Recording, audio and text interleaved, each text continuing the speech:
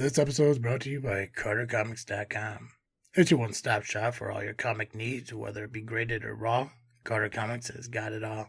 All you gotta do is go to CarterComics.com, fill your card up with all their amazing comics. Use the discount code FREAKNET, FREAKNET. Save you 10% at checkout. Not only on their website, but also at their eBay account. And the link to eBay can be found on their homepage at CarterComics.com.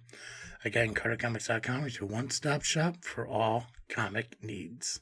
It's time! It's time! It's JFW time!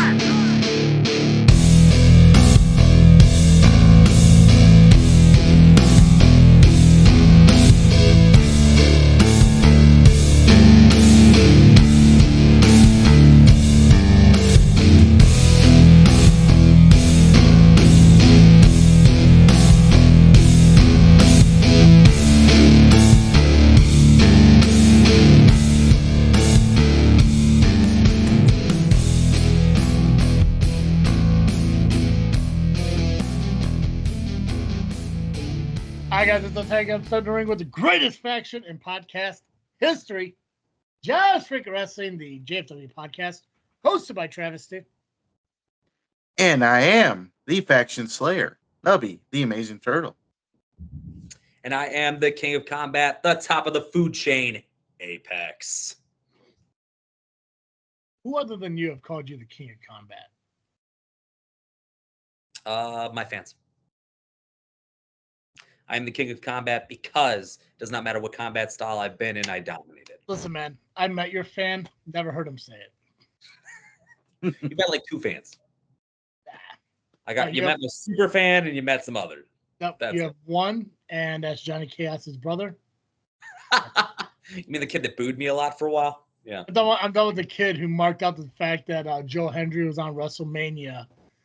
Oh, and called.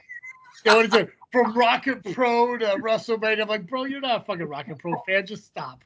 I was like, Never been to a show. Yeah, calm down, you fucking Mark. I saw that. I was like, dude, he's ever been even to a Rocket Pro show. What are we doing here?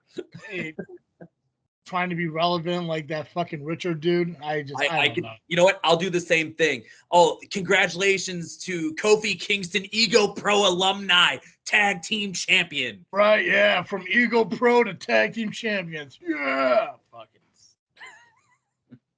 But for if anyone missed it, yes, he totally was at Ego Pro last October. It was awesome. He was. Signing autographs or something. I don't know what he did there. He was involved in the show a little bit. He didn't wrestle. He didn't wrestle, but he was involved. He was involved. Which is cool because, I mean, obviously, if this was like the Vince era, that shit ain't happening. No, never happening. That was a Triple H call to let him come down. So that was really cool. I did not have those talks. Would have been really awesome to have those talks. But Ego did a great job bringing in a really cool character to kind of host the night that was at the Forge. So cool. Okay. This past weekend we had some shows. Nubby, want to kick off with Chicago style? Talk about that? Sure. I could talk about Chicago style right now, if you like. it. Yeah. Oops, I overshot it. Hold on. So before we do anything though, okay. I'm almost spaced on this, and I feel bad about it. You guys are gonna have to help me because I saw a Nubby post about it. Somebody passed away, and I have no idea who he is. Yes. Nubby, you knew him far more than I did, but I'll let you speak on this. I've only shared the locker room a few times with him. So Yeah, a local referee, Devin Anderson, just passed away this past weekend. I've known him since towards the end of GPW. He showed up, wanted to work, and we got him in. Thank God, because it allowed me to do more turtle stuff, if you will. Then we just started working together at CSW, and he's just been whoring around, if you will, in the Midwest. One of the best referees Yep. I've ever met. Longest refereeing arms in the world. It's like he can reach to the sky with the way he was counting. It was pretty funny. I went up to him one day. I'm like, "You got the longest refereeing arms, brother." Yeah. Because I saw. I think the first post I saw was from Pac. I guess he refereed Pac's match in December, around a couple years ago. So, and then I saw a post. I know I saw a post with you talking about. I think it was CSW. You guys were getting like some like beer together or something in the middle of the ring. Yeah, there was so Chris Miller was involved, I believe. There was some kind of beer drinking contest that would lead into a match. And as CSW, the referees pretty much do the setup of any segment. And so we were all putting it together. We're kind of laughing our asses off doing this because we're like, we want to drink this shit. We don't want to set it up. We want to drink it. Beer. Beer. Yeah. Yeah, and I saw that Megastars put something out. I think Freelance did. Yeah. Ego might have. There were so many that were out there. It literally, once the news got out, that's all my feed was from either wrestlers or promotion. Yes. It was very sudden. It sucks. He was very much loved. So our condolences go out to his family and all those who are impacted by his death, because it's a shame when you once again lose somebody that's important. I know I met him at MCW when Jimmy Smooth brought him in to referee. And it's crazy that almost 1 year to Jimmy's death, his favorite referee and friend, unfortunately passes on as well. Somebody made an AI picture of them two and the referees, and like it gives that AI hug. I almost lost it. And I didn't even know him like that, but I did know Jimmy because Jimmy did bring me into MCW for that short time. So yeah, I saw because we're going to talk about the MCW match card tonight as well. I saw on their, I think they posted it on, I don't know, I think it was Facebook. I'm not sure if it's Facebook or Instagram. They're going to do a salute because he was supposed to work this coming MCW show Friday. They're going to do a salute for him. And I'm sure a bunch of other companies that he worked for are going to do the same thing for him. Did not work for SCW, but I have confirmed that SCW will be doing the same thing this Saturday. And that's the same too, is like, I think companies across should do that regardless if somebody's worked there or not.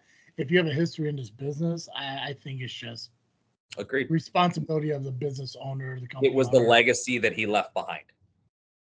100%, yeah. And I felt bad because like when I saw PAX posted, I was like, oh man, like I hope this isn't the guy that got inducted into the LIM that I've been shitting on, because then I feel bad. And once I found out it wasn't, I was like, okay, at least I can continue to shit on that guy. But when I found this guy, I was like, I don't think I've ever met this dude before. But then I realized he's been to companies I haven't been to. Yeah. I think he's more around the Chicagoland area and stuff like that. But he's actually from the south, like near you, because he was a mainstay at Zawa. Oh, okay. Oh, dang. Yeah. Okay, dang. So he just skipped where I was at. He just kind of jumped over that shit. Yeah. Okay. I was trying to get him at SCW, but scheduling conflicts. There was always a show running, and he was on. But he would have been a great addition to SCW. Absolutely. So, like Peck said, thoughts and prayers to the family of Ref. I guess they call him Ref Dev. Ref Dev.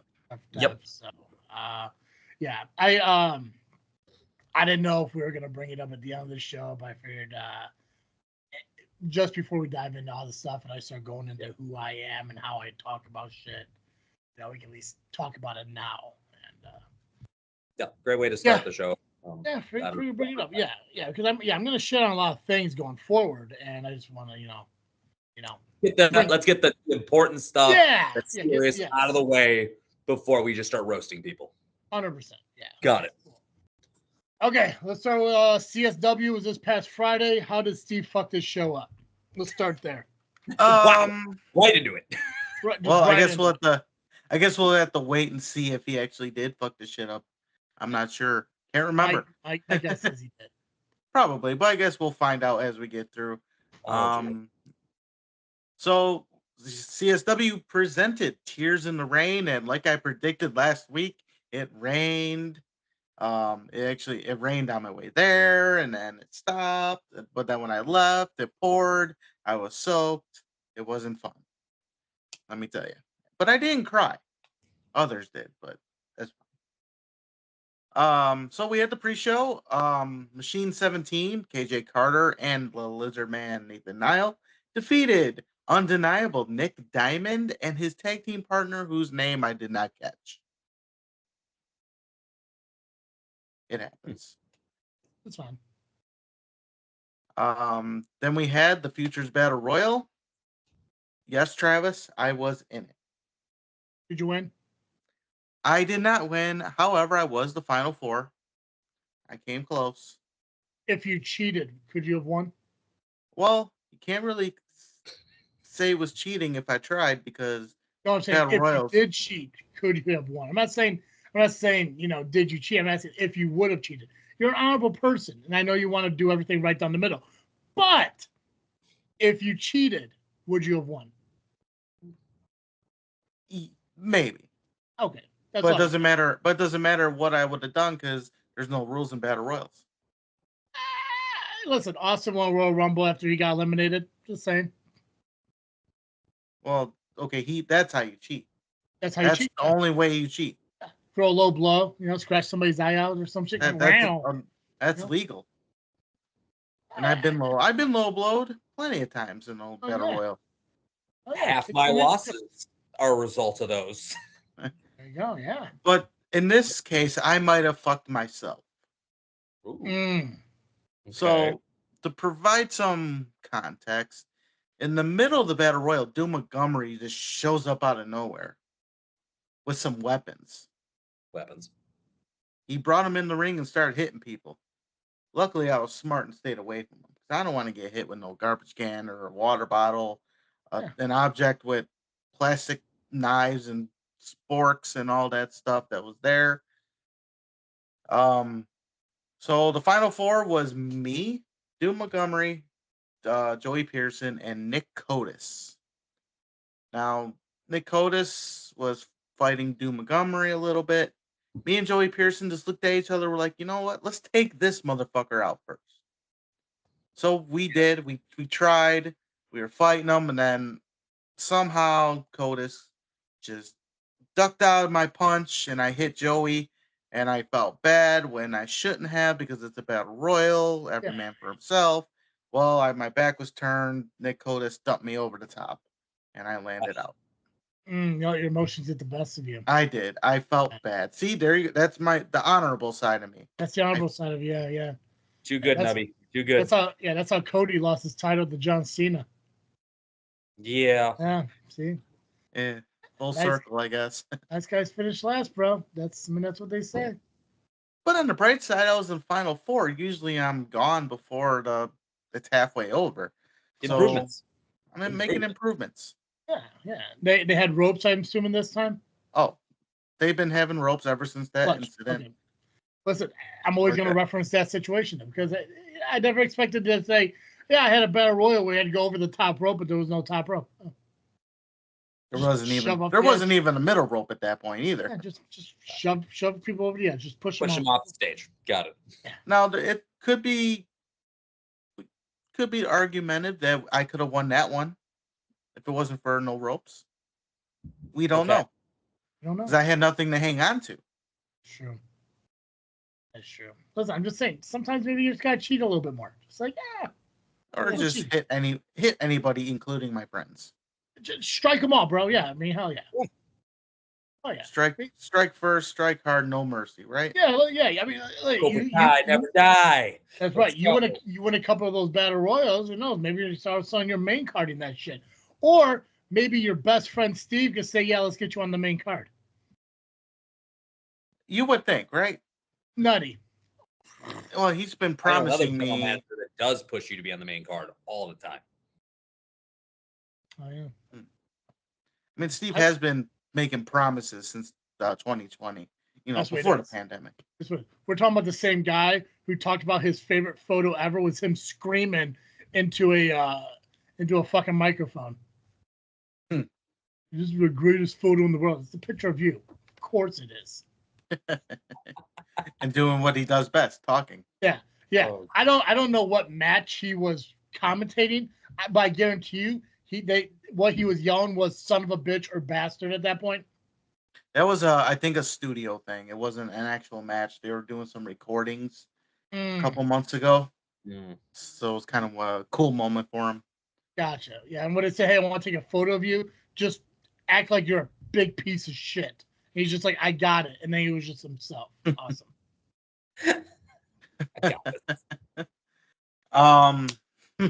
it. Okay, yeah. There we go. So Doom Montgomery ended up winning the Battle Royal. Okay. Let's see. We had the triple threat women's match, and it was Blair Onyx defeating Haven Harris and Lily Pescadita. That was. Oh yeah. I mean, I know we don't do predictions and picks, but I got that one right. Hell yeah. True. Oh, You did say it. I think you did say that anyway. I do. I'm a huge fan of Blair Onyx. I was about to ask you, are you a huge Blair fan? I'm a huge Blair fan, or whatever the hell you just said. Sorry, that's what happens when you finish drinking something and have a stutter. My bad. Oh yeah, is that what it was? You just confused cheering for somebody for being a delicious Latino dessert. Clutch. What? Flan is a Hispanic dessert. Got it. Okay, because I was whoa. Yeah. I guess I'm just not big enough for that. For flan? To understand a dessert reference. For flan, you say you're not big enough to understand. You're talking about weight? Yes, I'm not a fat enough guy to gotcha. know what that is. What So you gotta be fat. Not calling you fat. I'm saying I'm not fat enough to know all the desserts. But I know it. I'm not calling you fat though. But that's the implication of it. If that's how you want to take it. Thank God this is your life. Don't worry. Yeah, I'm a huge fan of Blair Onyx, and for Flat Top, God forbid you fucking decide to smarten up and listen to one of my shows. Book Blair Onyx. Absolutely. She is awesome.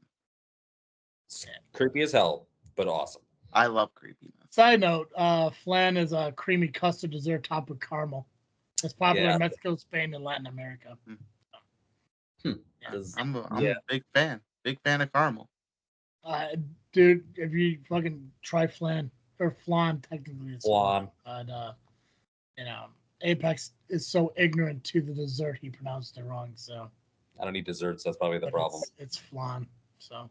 That's probably why you need back surgery, and you're fucking miserable all the time. Maybe that's what it is. Maybe that's why you never won the high voltage title. Who fucking knows? It all makes sense now. Now you're making me wonder. Yep. It's all adding up. Your lack of dessert. Yeah, fucking have some cotton candy or fucking Snickers. I don't know. Love Snickers, actually. Yeah, eat ice creams. I don't fucking know. Yes, ice creams. Ice creams. There's more than one? Multiples. Yeah, Neapolitan if you're feeling naughty. Oh, okay. Yeah. And there's plenty of ice creams in that box, so. Yeah, at least 3. 3. Yeah, and go across and get all 3. Don't fucking be the asshole that just scoots out the chocolate. Yeah, no, fuck that. Hey, I was the asshole at one point. That makes 100%. Yeah. You're here to store with him in frost seats. It's insane. Definitely insane. Yeah, I know you're thinking it's not sexual, though it could have been. Kyle was involved, so. Yeah, that takes my mind right off of it. There we go. Anyway, CSW. So we had a trios match that took place. It was Chris Miller, FXB, and Eric Schultz taking on Missa Kate, Cypher, and Adam Stallion, the tag team champions. We had Team Missa going over the team assholes. During the match, Miller and FXB cannot get along. Still, they cannot get along. Yet, Steve is putting them together. It might be a method to his madness. Now I understand as I talk. I get it. It only took 2 days, but I get it now.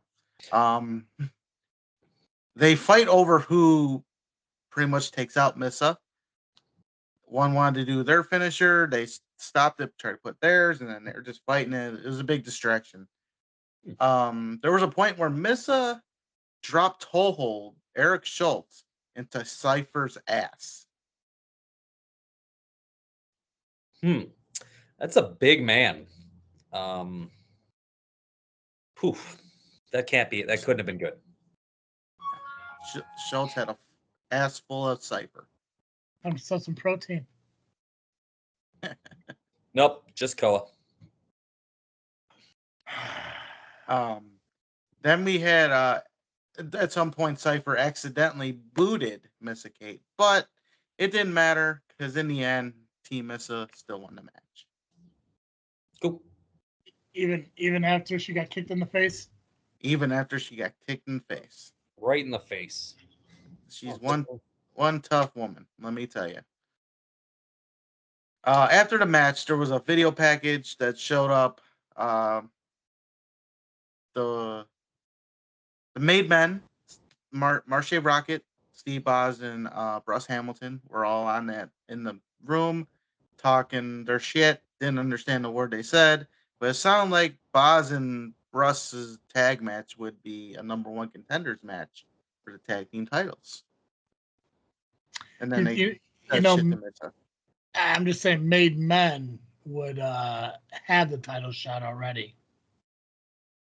So I mean, just saying, you know, if they were truly made men, they wouldn't have to fight for an opportunity to fight for titles. They would just, again, we saw John Cena put himself into the Elimination Chamber, so That is also true.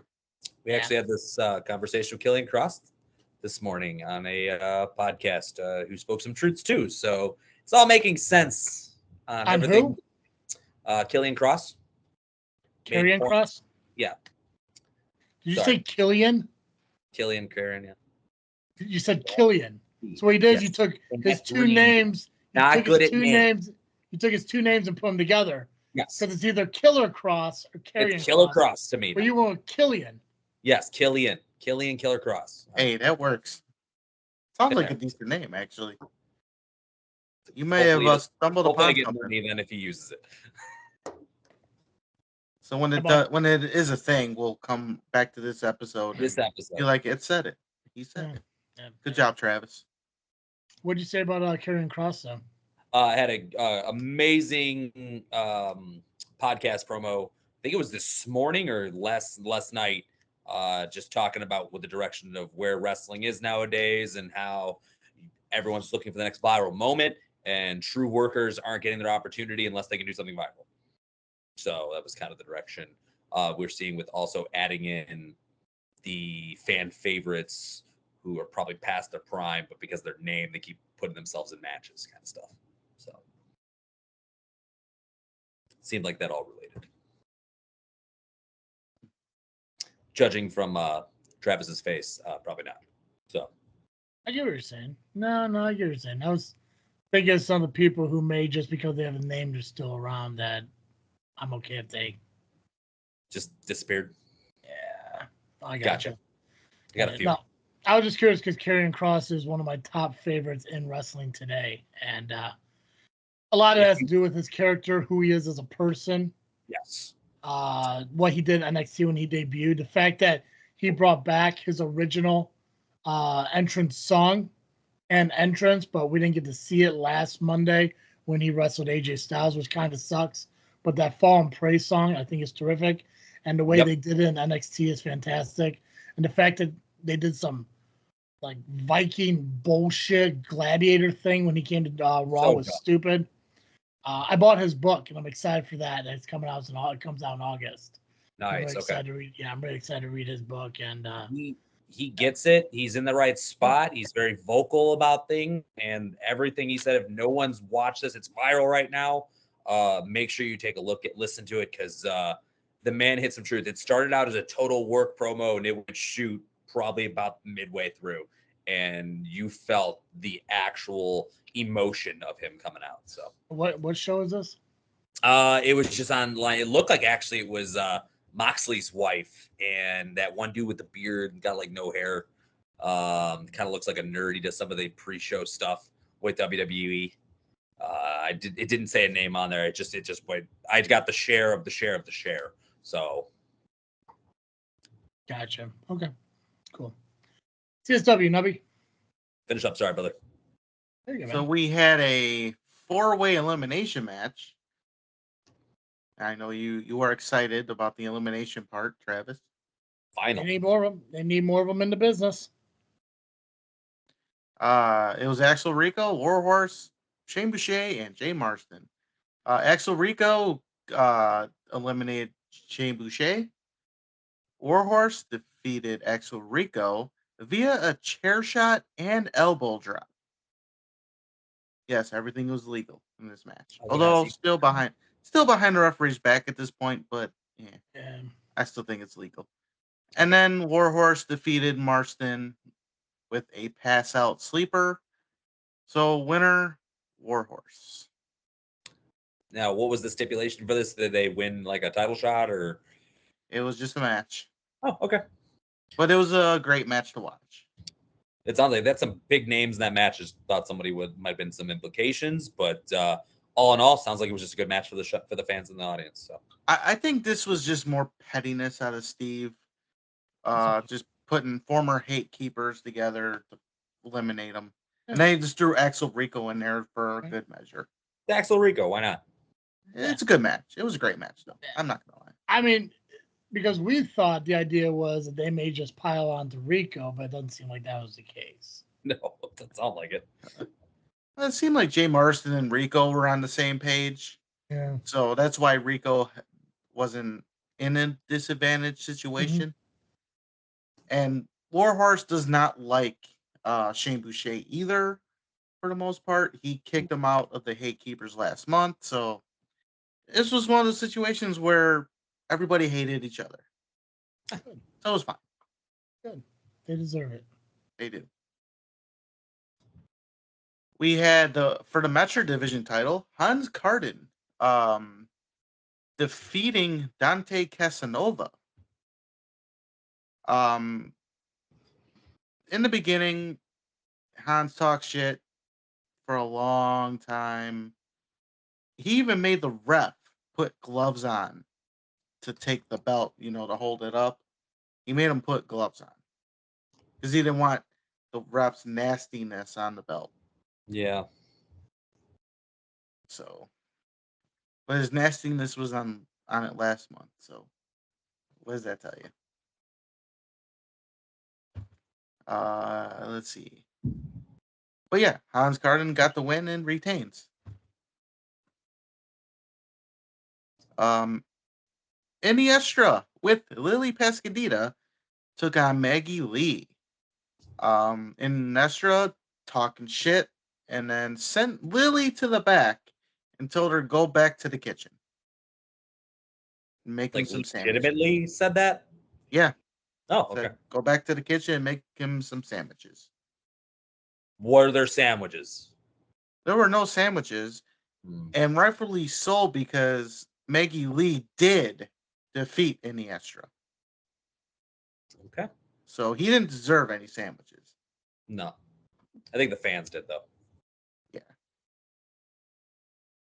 Even I did. I was like, where's my sandwich? Yeah, I want a sandwich. It's fine. I'll take it. Whatever. It's okay. Iniestra just failed. It's all good.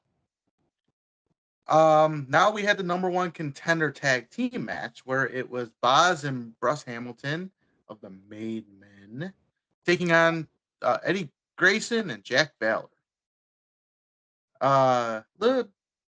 Grayson and Valor held their own, but they could not pick up the win as Boz and Bruce dominated in the end.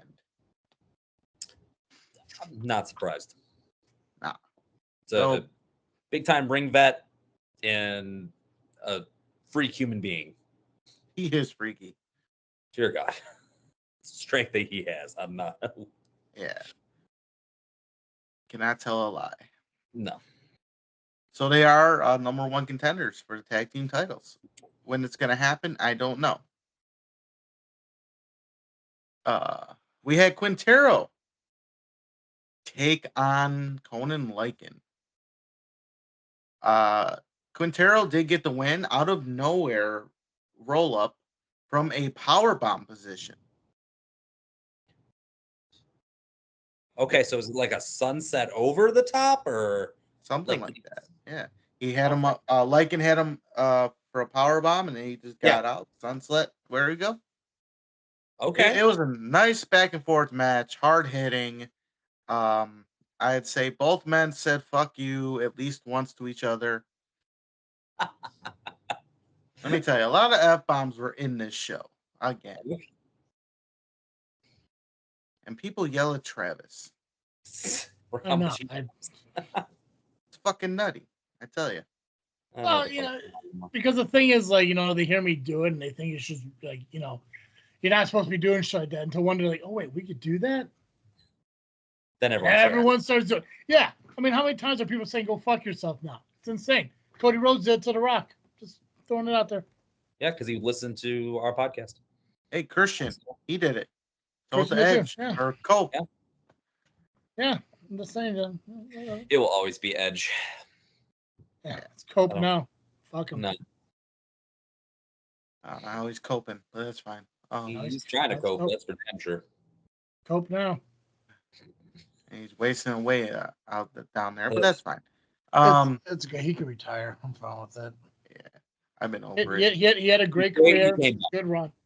Grady came back, super emotional. I still lost my mind the night that music hit, but it's He came back and the world shut down 2 months later. yeah. So do we blame him for that? Oh, 100%. Okay, so it's his fault. Yeah. The timing makes sense. After the match, Iniestra did come out to spoil the celebration because there's still bad heat there. I mean, it was Quintero that technically took him out with an injury back in December. It got so bad the locker room spoiled out. The referees were out there to separate the guys. Then Steve had enough, got on the mic, and announces a cage match for next month. He is putting those two guys in a cage. A senior official did their job to solve a problem that was happening during the show. I just had to piggyback off Travis's thoughts and everything there because it makes sense. Like I'm seeing this trend. Knowing Steve, like I know Steve though, is he's very like flat top where it's not everything, but when he feels it matters, that's when he'll intervene. Okay. Yeah, and I get it. You can't change everything all the time, but you also can't just fucking pick and choose because that's just an insane way of fucking living. Yeah. It's one thing I get that like, and I know like because I can't say it a lot about Damien when Damien's the general manager. I can't say it a lot about Nuke when Nuke being the owner. I couldn't even say it a lot about Nubby, when Nubby was GM too, because they were guys who ran their shows from the back, running around doing a lot of shit, staying busy. Some things get missed. They leave it into the trust as referee. Maybe they don't notice it till after the fact, whatever it is. But when you get a guy like Flat Top who's sitting out there watching the show and just allowing shit to go loony, or you see Steve who's at commentary acknowledging what's happening, allowing certain shit to get loony, it's like you can't pick and choose the shit that you want to correct or ignore. It just doesn't work that way. That's my opinion. I could be wrong, but I'm not. The irony, though, is we're going back to Elmwood Park, the same building where Iniestra did get injured against Quintero in a TLC match. Yeah. So Steve knows what he's doing. Yeah. Steve knows what he's doing. Right. But in a cage, I think this should be it. This should be the end all be all. But we'll see. Yeah, I mean, to put two men into a match with extreme stipulations, which one eventually gets hurt, the best way to coincide that is to put them in a match with an extreme stipulation. Because what are the chances of lightning striking twice in the same place?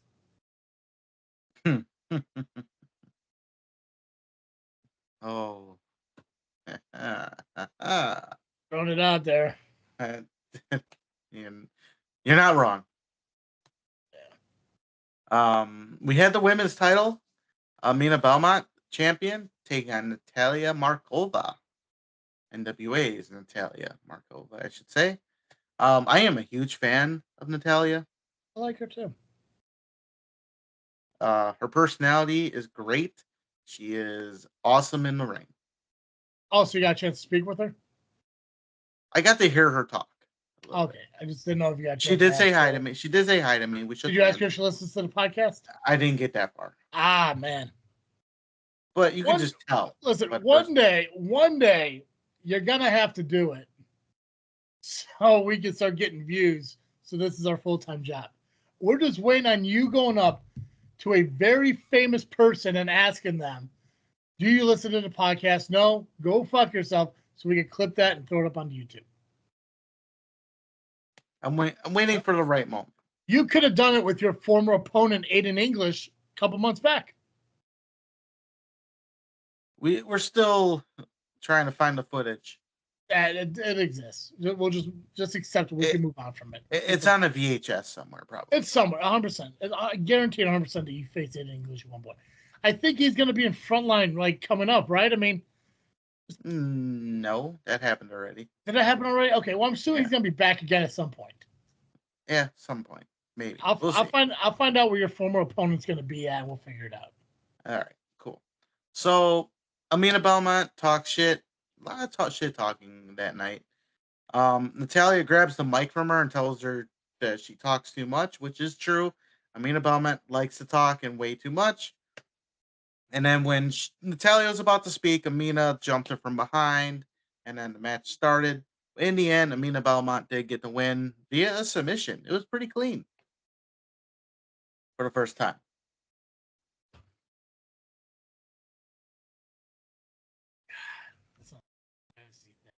Did a good job for the first time. All right. Then we had the heavyweight title match. Solomon Tupu took on Marshay Rocket. Now Tupu challenges Marshay to send his boys to the back. And well, they accepted and said that they'll go away. Which, by the way, shout out to some of the Windy City alum being there and causing ruckuses throughout the night. I could not stop laughing my ass off. Terry Allen, Ripper Manson. Terry Allen was actually yelling at them not to go to the back, just stay there. Oh, yeah. I mean, it's Terry Allen, of course. He has to give his 2 cents when it's not asked. Yeah. Let's see. So yeah, that happened, and Marshay tried to talk shit to Tupu, and well, Tupu headbutted Marshay to start the match. Just a quick heads up for everyone. Aiden English is available this weekend. So, at least on the 25th. When is that? Is that Friday? That's a Friday. Friday, yeah. Sunday, he'll be in California, but Friday, he's available. So I won't be able to get your answer for you anytime soon, because the next time he's in this area, it looks like it'll be Michigan on May 17th. So, but don't worry, we'll figure this out for you. We're fine. We're on it. Cool. So, towards the end of the match, the ref gets speared by Marshay, which allowed Boz and Bruss to come out to assault Tupu.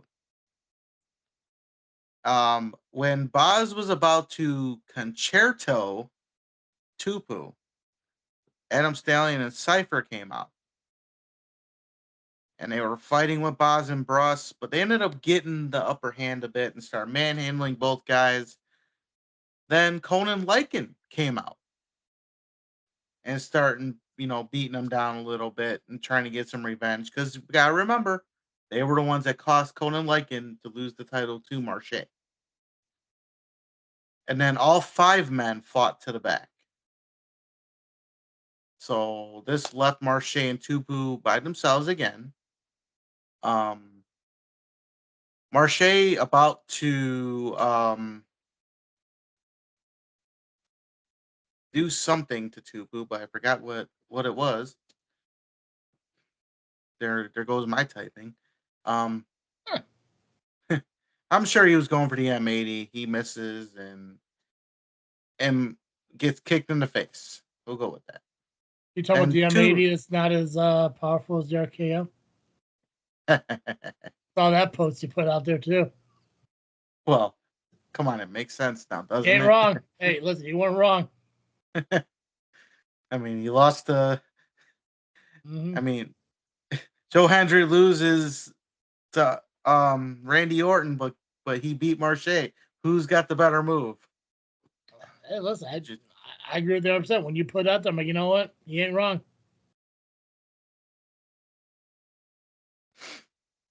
So Tupu hits a splash, and ref comes to and makes the count, but only got to a 2 because there was a foot on the rope. Somehow Marche got his foot up. Then again, the ref gets squashed. Kevin Woods is the only ref I know that gets manhandled 2 or 3 times in one match. This is what happens. I leave and all hell breaks loose. Might be time to put I the know, stripes I'm- back on, bro. Nah, I'm fine. I'm fine. I'm good. Don't need to.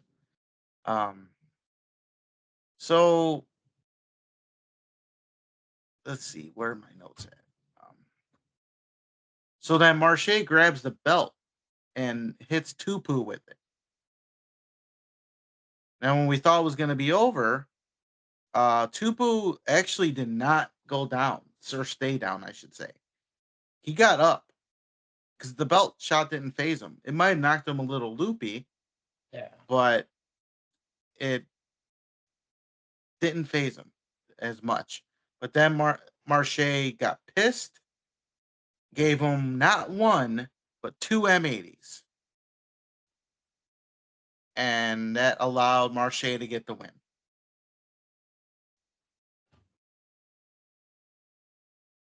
So then after the match, Lycan came out to make a challenge to Marche for the title. Now, this is where Steve starts to disappoint people. Steve says that there's a reason why he put Lycan in a match against Dijak next month. Because somebody else is getting a title shot against Marche. Huh. Can you guess who it is?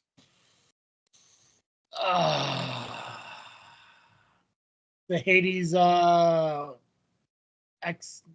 or whatever it is. No. What is it again? Hades what? X1X. X1X. Yeah, Hades 19. Okay. Axel Rico. No. Not even close. No. Oh, fucking A. Warhorse. No. It's somebody that Marche has an issue with currently. Grin. Someone in CSW. Steve. Someone who's an active wrestler. Nubby. Someone who is on the current roster of CSW. Okay.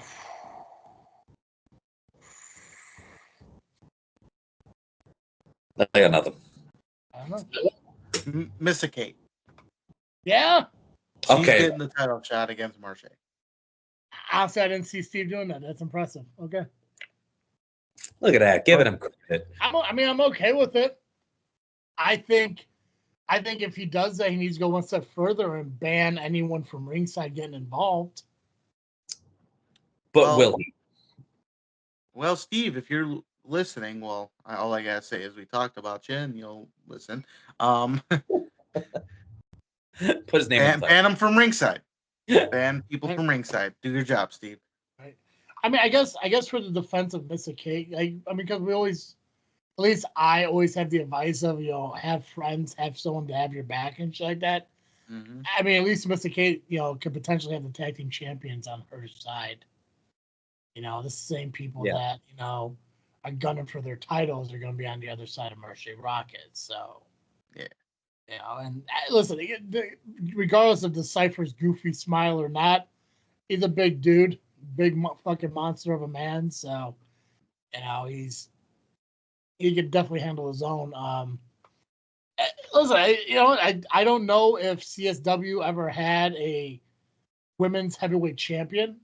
Nope. But I mean, Mr. Kate wouldn't be a bad first. Absolutely not. So. Nope. If my memory is correct, I think she was the first women's champion of CSW. There we go. Yeah. Make history twice now. And that was CSW. Tears in the Rain. That rain. Yeah, a lot of rain. Perfect. And then next show, May 16th, Nowhere Generation. Yeah. As of right now, we know, as you mentioned, we're taking on Dijak at that show in Elmwood Park and cage match. The cage match, and then Mr. Kate and Marche. Cool. You may even see me. Yeah, we should. We should. You should. Have you heard from IBWF yet, or Illinois? Yeah, IBWF yet? I can confirm that I will be on the next show. Nice. Have we confirmed what the next show is going to be? May 10th. Yeah. Very cool. I get that on the calendar.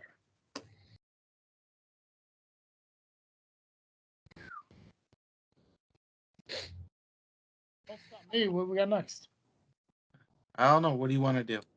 I mean, we had hybrid this past week too. Unfortunately, we got nothing from them, so nothing was posted, and I guess we're just gonna have to wait, find out what happened there. So that's fine. As far as I can tell, though, the next hybrid wrestling entertainment show will be June 29th. Okay, so we have a little bit of time. Yeah, I guess I don't know if they're a bi-monthly company or whatever, but that looks like that's the next show that is advertised. If I'm looking real quick, yeah. So June 29th is the next show, and for the 2025 Summer Series tournament. So. Cool. But we also did have New Genesis wrestling that happened this past weekend as well, and Pex, you got that right. Yes, sir. Thank you, Nubby, for sending this on over, because I know you had the connects originally with New Genesis. So I'm literally going to read, because they gave me some backstory as well as a lot of information on the matches themselves. So I'm going to get through on all this. So little backstory to help paint this picture, okay? They have a right to fight, which is basically their Money in the Bank cash-in that can be exercised to right to fight for a title, okay? Kind of like how SCW has the call your shot bat, which so it's Frontline Pro. Okay. Yep. I mean, a lot of places doing this now. Thanks WWE for the cool idea, I guess. Don't know if they actually. Well, I just meant call your shot, not. So call your shot specifically, yeah.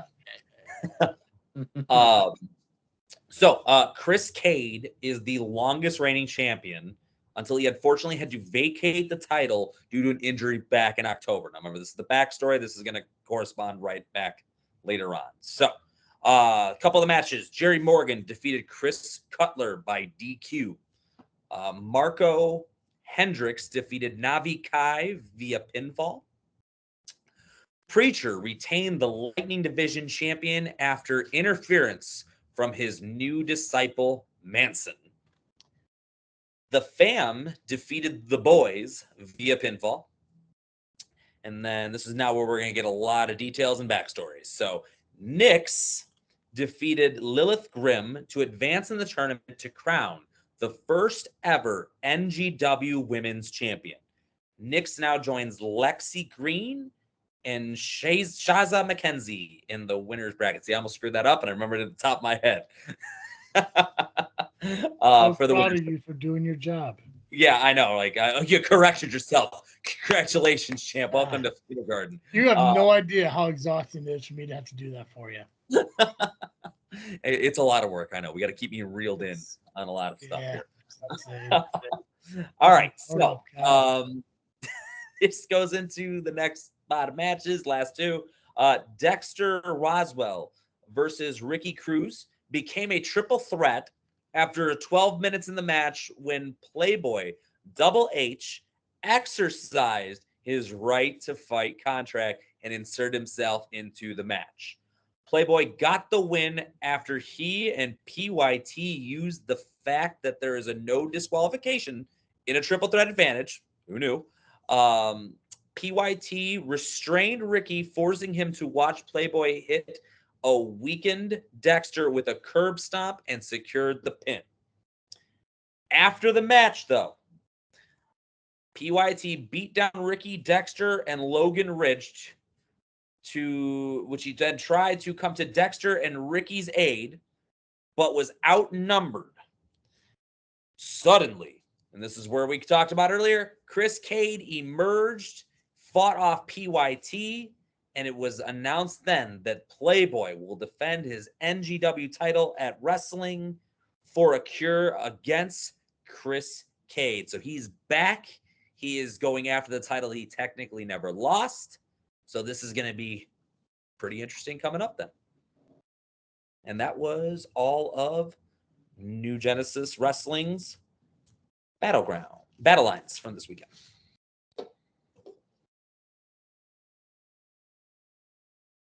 Did they have an mention when the next show is going to be? I do not have any info. Let me look that up though while we're kind of. Well, real quick. Yeah, because we're talking about results. We got everything we need for that end. Yeah, we got that. Let's see here.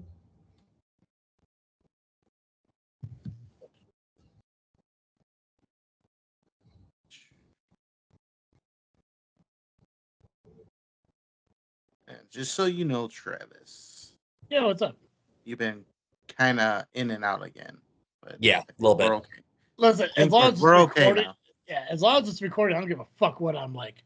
I still see the red up there for sure. Yeah, everything looks like it's still recording. I know there's bad winds and shit coming through here, and I know Comcast's been working on shit out this way. As long as it says recording, I'm okay. So, I don't see anything for New Genesis next show. No. Do you? June. That's it. That's all we know is the next show will be in June. Gotcha. Nubby, if you're ready, let's talk Frontline because I do want to talk about. You know what? Shit. Let's do IPW. Let's do IWW first. Ooh, okay.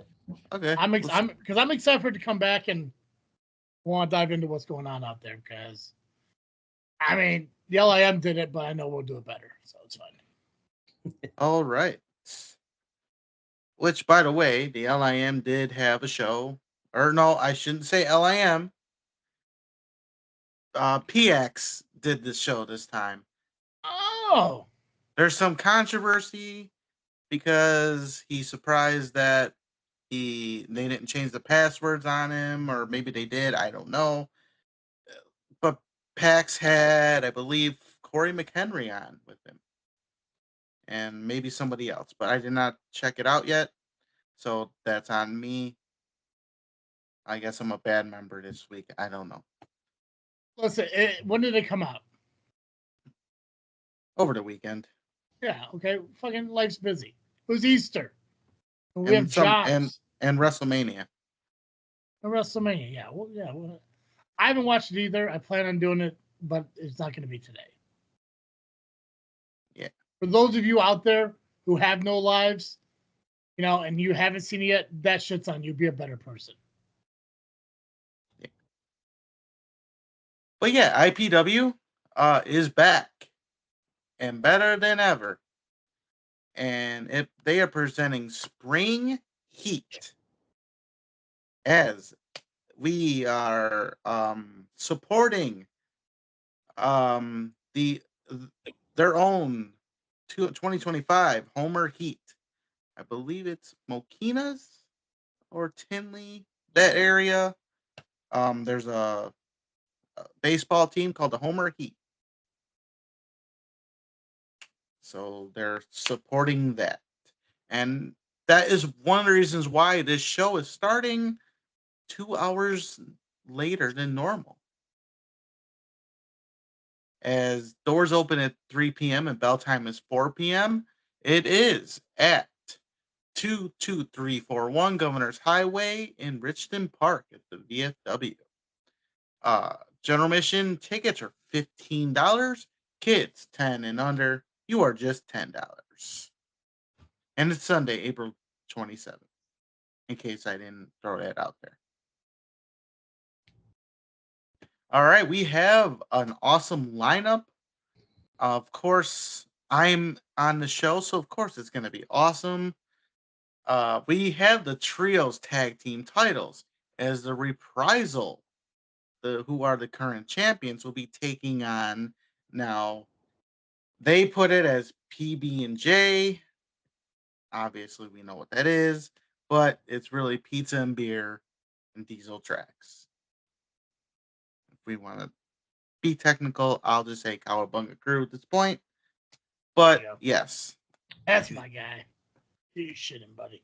I mean, you saw 3 of us at Rocket Pro almost getting the win, but shit happens. But we plan on taking those trios titles and having pizza and beer. And lots of it. Just gotta make sure all on the same page and dangerous sober. Or not sober. I still don't know what's he best at. The thing is, we don't know whether he's drunk or sober because I guess we'll find out maybe before Sunday. I don't know.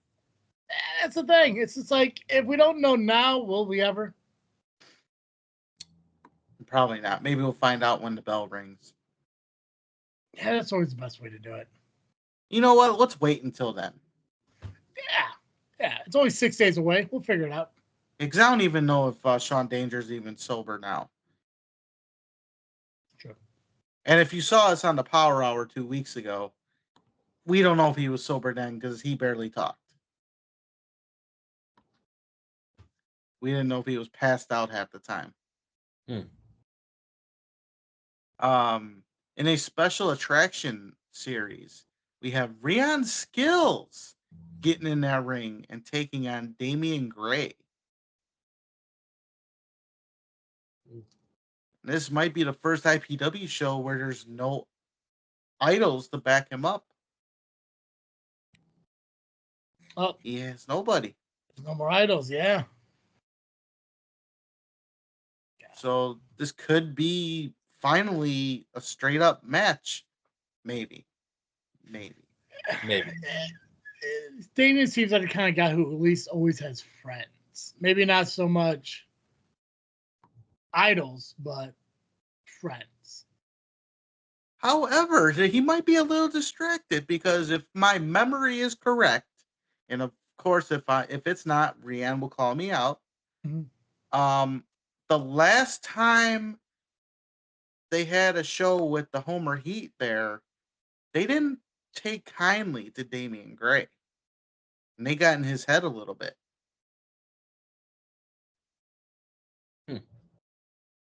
So maybe he'll be distracted again and Rian will take advantage of it. I mean, it couldn't happen to a nicer guy, you know? Yeah.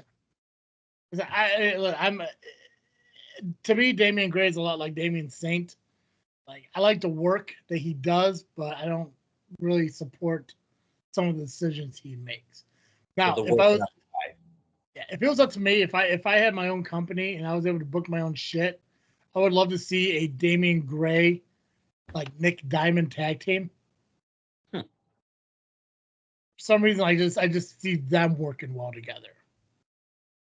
Yeah. Sounds like Nick Diamond's become a fan favorite over there at ARW. though. I see that. It kind of seems like him and Creed kind of just swapped roles and shit. Yeah, they did. Yeah, it wasn't just like a few months ago that Creed was trying to get Nick to work with him to take out is it Glover? The champion right Glover, now? yeah. And that did then they just decided to swap roles. Yeah. Interesting. Well, and that's the thing too. Is like I guess for me, I think like when I see Damien, I think of like greaser, rock and roll, and then obviously Nick Diamond, I think of like a rock star. I don't know. I think it'd be a good team. Anyone out there, book them as a tag team. It'll fucking work. Trust me, I know what I'm talking Facts. about. Yeah, I know what I'm talking about. I'm usually never wrong. Usually. We have 8% wrong. I could even be wrong about that. Who knows? I could be within that 8%. we'll call Scott Steiner for the math. There we go. Math don't lie.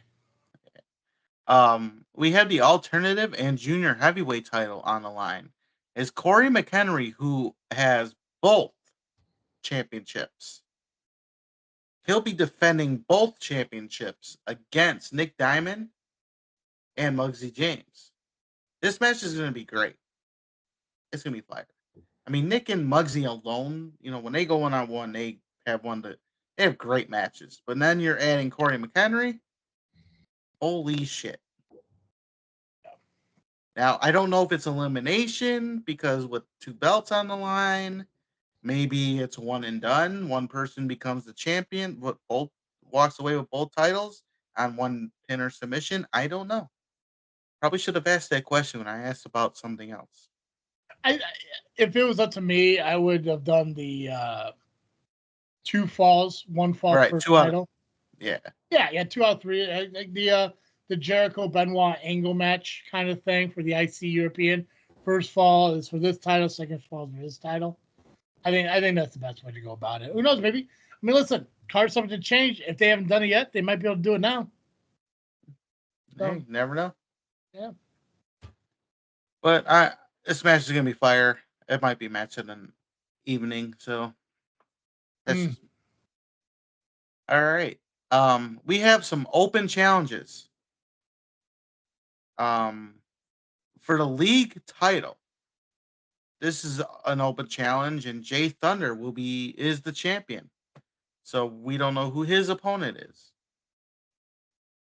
We have another title. The C3 heavyweight title is on the line. As D'Angelo Steele will defend that title against somebody.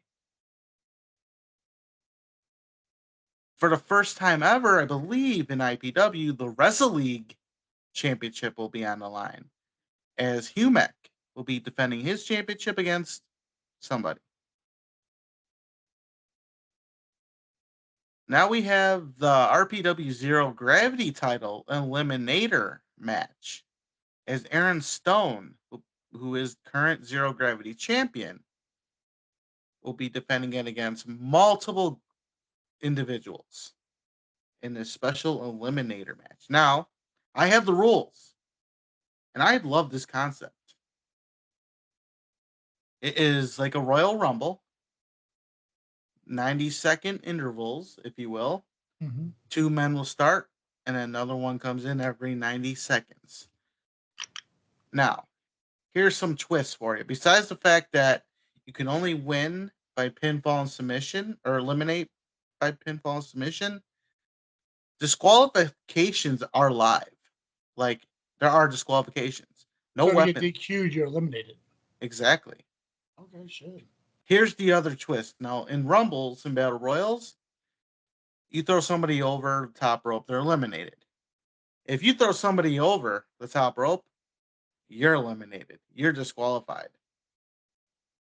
Interesting twist right there. That's pretty cool.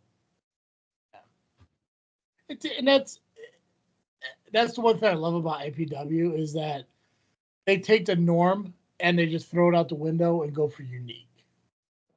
Because you're not finding matches like that. I mean, what other companies are you seeing out there where you're going to have 4 different companies with titles being defended at one place? Yeah. You know, And they're open challenges. Yeah, which is amazing. I mean, if fucking Apex wasn't too busy getting surgeries and shit, he could have fucking walked out and picked any one title from any 4 companies at one show and said, yeah, maybe I want to go after a C3 title or an IPW title or an RPW title. You know? That sounds interesting. Yeah. Wouldn't that be something if he won the Zero Gravity title? All right. Change the field of play entirely. Oh yeah. You know what? Go accept all the challenges. When you can sit there and you can be the champion of 4 different companies in one fucking night. I mean, unfortunately, surgery just got in the way of history. Yeah. So, Yeah. Just ironic how that all works out. no, always when I'm hurt. It's interesting to see them. I mean, like I said, it's like Nubby said, these are all open challenges. Yeah. These are the champions of these companies coming in and saying, take it. Come earn it, you know? I love when companies allow their titles to be defended in other promotions because to me, there's really no negativity that comes out of it unless it's a total beatdown of their champion, really. But other than that, you're bringing awareness to your company and your lineage. So I love that idea. Yeah.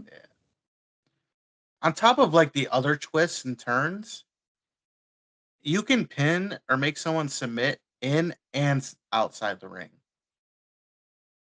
Oh, so it's like a falls count anywhere type match Falls as well? count anywhere, but you didn't hear this part. Okay. There are disqualifications. I thought I heard you when I was closing shop. Yeah. That's something. So it's interesting. Okay. So and you how can does lose the title via disqualification. What's that? Or no? Can you lose your title via disqualification? I assume so. I mean, if you they're think allowing about it, so Aaron Stone's the champion in this matchup. Okay. If he gets eliminated, he loses the belt. So yeah, I think yes, if he gets disqualified, he loses the title. the biggest factor for him going into this show is because you said it's like a Royal Rumble. Every 90 seconds, somebody else comes out. Yep. It's not about when somebody. It's not a gauntlet match. It's not you lose, next person comes out. Yeah. So his factors are how many people are in the match.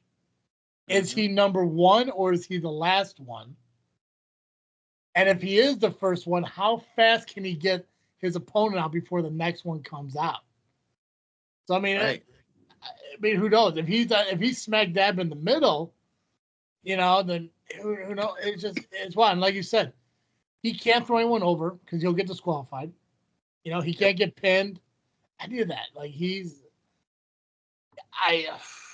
got to be really fucking lucky. And the fact that this is his first match back at IPW since he said that he is done with IPW. He had one match after that. Has he he? was brought Okay. back in. Gotcha. Okay. The last match I saw with him at IPW was the one where it was like his farewell match. So okay, then ignore that part then. Good for him. Good for him on accepting this challenge. And again, it's an RPW championship in an IPW stipulated match. Yep. Good for him. Yeah. And I just love this concept. Like, yeah, you're taking all the different rules from old school to now. Like that over the top rope thing. You were getting disqualified back in the day for throwing somebody over the top rope in a regular match. So you can be eliminated from a match just throwing somebody over the top rope. That's crazy. Yeah. And I love it. Yeah. Imagine you accidentally clotheslining somebody over the top rope and getting disqualified for it. Right. You know, because it's not even about throwing somebody over. You go to close somebody, which how often do you see in a fucking match to begin with? You throw a clothesline and somebody goes over and out, you're out. Like, that's wild. Good for IPW. That's quite a challenge. Like I said, I'm curious to see how many people are actually in it. I'm curious to see if he's the first or last to be in it, or if he's just somewhere in the middle. Yeah. A couple mentions of who's going to be in it. Chris Classic, Shaq Jordan, Christian Torjan, James Fury, Leo LaFleur, Dre Marquis, Tez Carter, OV8, and who else is going to be in there? We don't know. We'll find out this Sunday. I'm glad you brought that up. I'm glad I did too. I think I read somewhere. I think maybe the liaison posted about it. I think there's 15 competitors. I think 15 is the number, the magic number. I think he posted somewhere about the LIM podcast, saying that they mentioned like 9 to 10 of the 15. So maybe there's 15 people. One obviously being fucking a champion. So yeah. Okay, so yeah, so he knows he has to fucking beat 14 people. But like I said, knowing Stone, I guess it don't matter if he's first or 15. He's gonna defend that title to the best of his ability.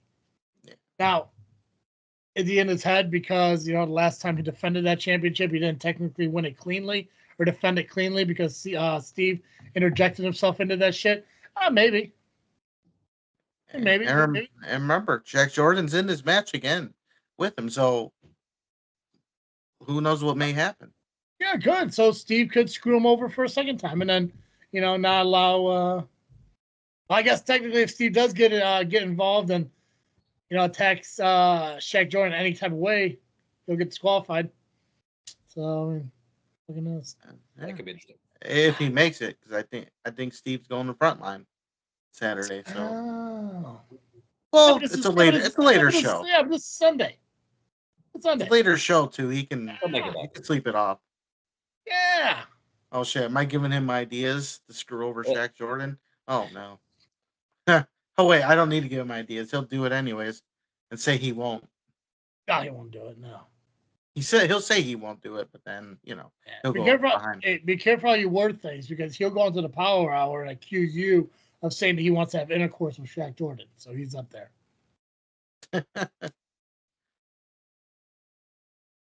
Did you listen to last week's Power Hour? Which one was that?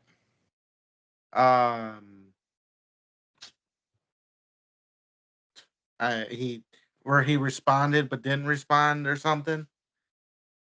I want to say I did, but it was like a week ago, and I had a lot of shit going on over the past week. I'll probably have to go re-listen to it. No, actually, no, that's not because the last one I listened to was Rachel telling me to put in the work she puts in. That was 2 weeks ago. Okay, so I did not get a chance to listen to the one that's past week. On this one, he pretty much said he told Red and Rachel to go listen to get their interpretation. Basically, on a sarcastic level, he said, "You go ahead and make your own assumptions." He's pretty much backtracking now. He doesn't want to be accused of saying something again. So, and that's the thing too. It's like because at C Red's roast, he apologized to me over taking Steve's side on so many things because he listened to what I said and realized that the way Steve interpreted it was wrong. And that's the thing too. It's like I don't fault Steve for having his own opinion. I fault C-Red and Rachel for listening to that opinion instead of finding one on their own. Mm-hmm. And I got nothing against Rachel, but Rachel will follow Steve blindly, regardless of what I say or what I do, because in her mind, I'm the fucking devil. It doesn't matter what I say, because to her, I'm pure fucking evil to her and everything, and that's fine. I don't. Her opinion of me is like everyone else's opinion of me. It does not matter to me. Mm-hmm. That's why people say shit about me. It doesn't work because it doesn't get to me. Because I know that I'm going to say far worse about you, and it will get to you because that's just how life works. Yeah. But like I said, like C-Red will just listen to Steve's opinion because Steve is so passionate about what he says, and C-Red, being a good friend to Steve, will sit there and agree and listen to him and believe him and agree with him. That's why I loved when Rion, was there from time to time to tell Steve, well, no, Steve, that's not what was said. Well, no, Steve, that's not what they said. Like Rion was, the voice of reason. It's insane. But if Steve told them, sarcastic or not, to go listen to the show and get their own interpretations, that's exactly what they should do. Right. Here's the thing, though. Yeah. So there was a point during the roller derby talk, where Steve was kind of being snotty towards, Rachel because of all the shenanigans that are taking place, whatever. And Rachel called him out on stuff, and which was pretty much something we said. So I'm sitting there and I'm like, well, wait a minute. So I get it now. Yeah. If we say something that calls him out on his shit, we're the assholes. Oh yeah, we're pieces of shit, 100%. Yeah. But when they do it, it's okay. Yeah. So it's kind of funny how we stand on this level of friendship. It's insane. Yeah, 100%. And Steve will keep going back to the whole thing. It's like, I thought that we were friends. I thought we had this kumbaya, and we are. It's okay for friends to critique other friends and shit on their stuff. Absolutely. I do it all the time to a lot of people. If they ask my opinion, I do it worse. But on this show, yeah, I'll give you my opinion. That's the whole point of this podcast, is to give our opinions on what we see in the perspective of wrestling. Yeah. Now, when it came to last week and my mockery of Rachel, yeah, that was probably a little bit over the line. But she asked me to live up to her level of fucking putting in the work, which all she said was that she created characters for different roller derby people. Listen, I may have made the joke back in the day that roller derby is just, there's no different than a children's skating party. Yes, that was, it was a joke, but she doesn't know the amount of work I fucking put in. She doesn't know shit. Anything that she could talk about how she's busted her ass at, I could compete and double that work, whether it be actual jobs or, I'm not going to go there, but there's one part that because knowing Rachel, her one thing that she'll probably have over me, we talking about like motherhood or some shit like that. And believe it or not, I've never birthed a child. So not this day and age? Not yet. Okay. But I know that raising a child is difficult because my mom had a child, had my sister when I was 10 years old. And while she was a hard worker, I get my work ethic from my mom because she busted her ass raising 4 kids and working 3 jobs. So from 10 to 22, I raised my sister. So even though I wasn't a mother, I understand the hardships of raising a fucking child, especially an infant. And doing that at 10 years old is fucking rough. So comparison to her raising a child, I can compete with that. Working in warehouses and landscaping and petroleum industries and refineries, I can compete with that work. Podcasting, I can compete with that work. So when she wants to sit there and attack me and say that I need to be on her level, if she's talking about fucking doing roller derby, absolutely fucking not. I'm not going to fucking go out there. I'm not going to skate around the fucking ring and bash people and shove people around to get points. Absolutely not. You can do that all you want. But do not tell me that's putting in the work and I don't do jack shit. Because I've done the work, just not roller derby work. I created 5 new fucking roller derby names for any newcomers coming up. I think we all agree with Ratchet Strap's the best fucking one. Yep. So I've done that work, which in my mind, that's harder to do than learning how to fucking skate, is being creative. And I crushed that shit on the drive home. I need Steve just to stop relaying shit poorly to people. I want people to have their own opinion of me being a piece of shit. I guess that's the best way of doing it. I think the biggest example of Ben McCoy and the shit with C-Red when he wanted to threaten to drive down here and beat my ass just because shit was relayed to him instead of him just listening to the fucking show. Because that shit almost cost us not to talk about Frontline Pro anymore. Because I was prepared to be petty as fuck about that. Because I don't need somebody to come and talk to me about, oh, Ben McCoy's not getting out of the car. Ben, what's it fucking burgers, whatever, is going to get out of the car, and he's going to murder you. It's like, no, you're not, first of all. Just stop that shit. But secondly, like, you're getting angry about something that has nothing to fucking do with you. I get, even Steve listened to the fucking thing, and even Steve wasn't mad about what I said about Steve Red. Because they know it was the truth. I don't go on here and spew bullshit and lies about fucking people like Rachel wants to try to do. Or like Steve does. I give my opinion based on what I see in my perspective, and that's what it fucking is. So if I sit there and say, hey, Steve cost Aaron Stone the opportunity to cleanly retain his championship, and now Stone has to deal with that and live with that. But that's my opinion, and that's not fucking wrong. Because Steve did interject himself into a situation he had no business being in. Steve left that commentary table, again, for no reason whatsoever. He can't leave the commentary table to save Nubby, but he can leave that commentary table to be petty against Shaq Jordan. That's the shit that Steve will take and twist and say, well, I guess Travis just wanted Stone to lose his title to Shaq Jordan by being struck with a chair. No, Steve, I just want you to treat Nubby the same way you treat every one of your other fucking friends. You just can't do that. Well, speaking of Shaq Jordan, there we go. He actually will be on the Power Hour this week. Oh, good. So that should be interesting. And Steve's gonna make him feel like a piece of shit somehow. Oh, wow. He's gonna take the guy who he used to call a generational treasure and treat him like an asshole now.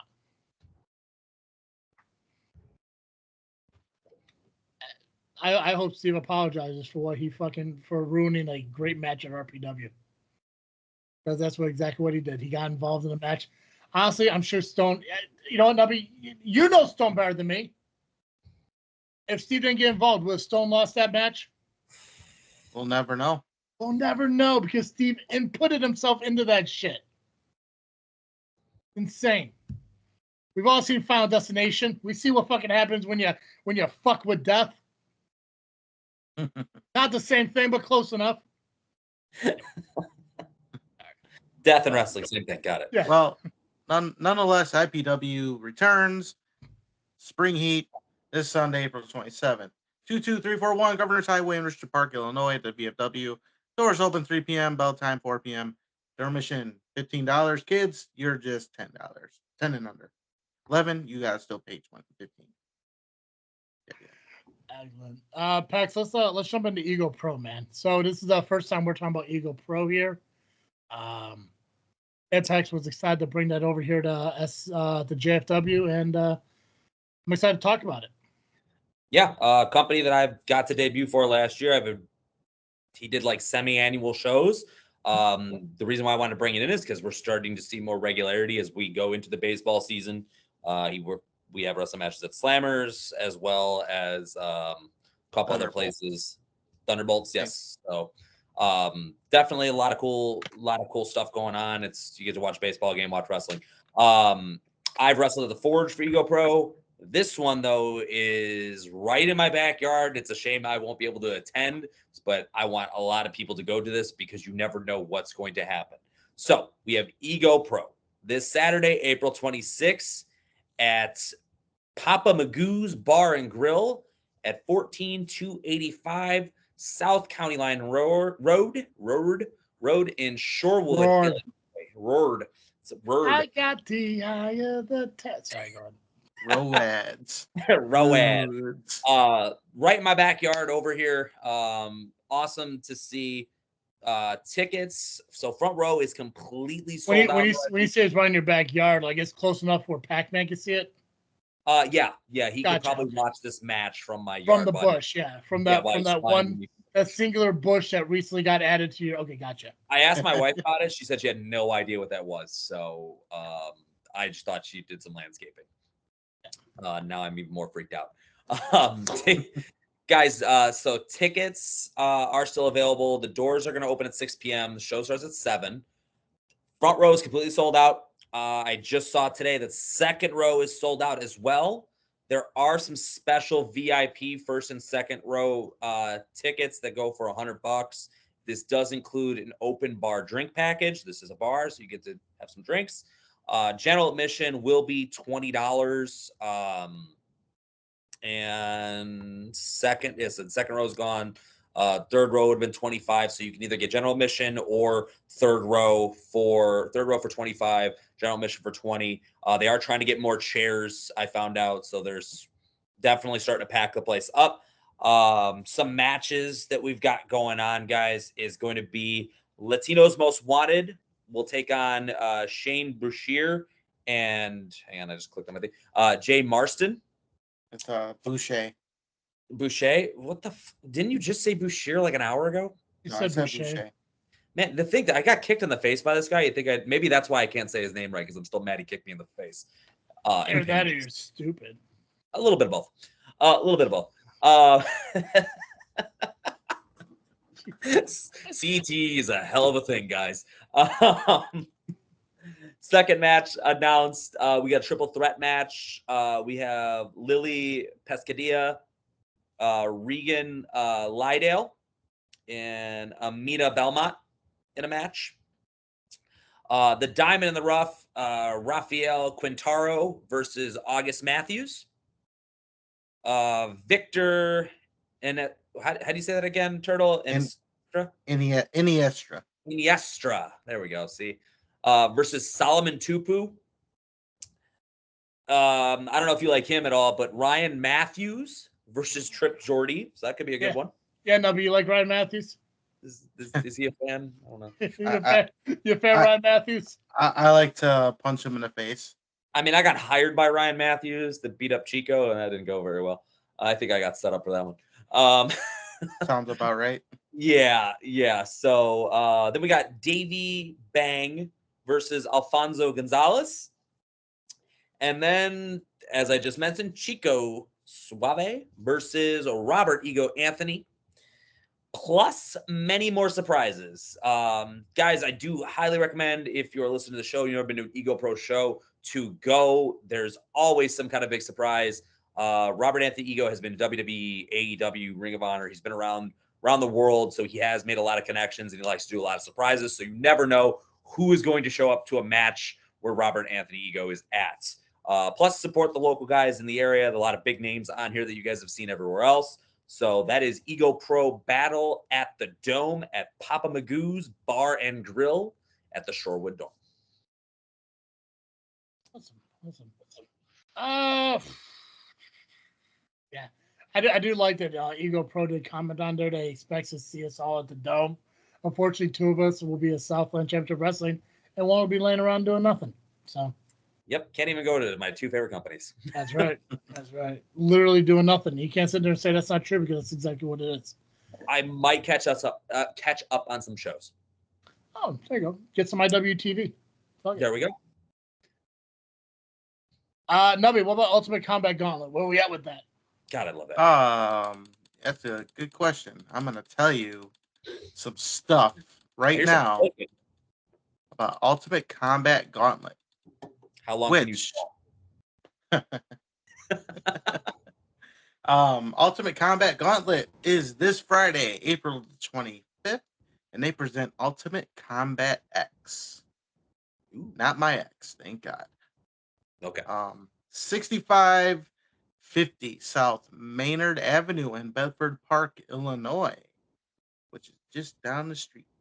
You would think I go to that show, but doors open at 6 p.m. Bell time is 7 p.m. Adults $20, kids $10. Some matches I'm going to tell you about right now. Bill Montgomery will be taking on Chris Miller. For the Ultimate Combat Gauntlet Championship, we have Kenny Sutra, who just won the championship at the last show in finishing up the tournament. He'll be defending the title against KJ Carter. Enzio Orlandi will be taking on Hans Carden. By the Book will be taking on Connor Core and Lucia Ludacris in a tag team match. Rockin' Rivera will be making his debut, I believe, as he takes on JC Heights. King Trell will be taking on Joey Pearson. And Killa Lee will be taking on Jax Johnson. And that is the card for Ultimate Combat Gauntlet, presenting Ultimate Combat X, Friday, April 25th.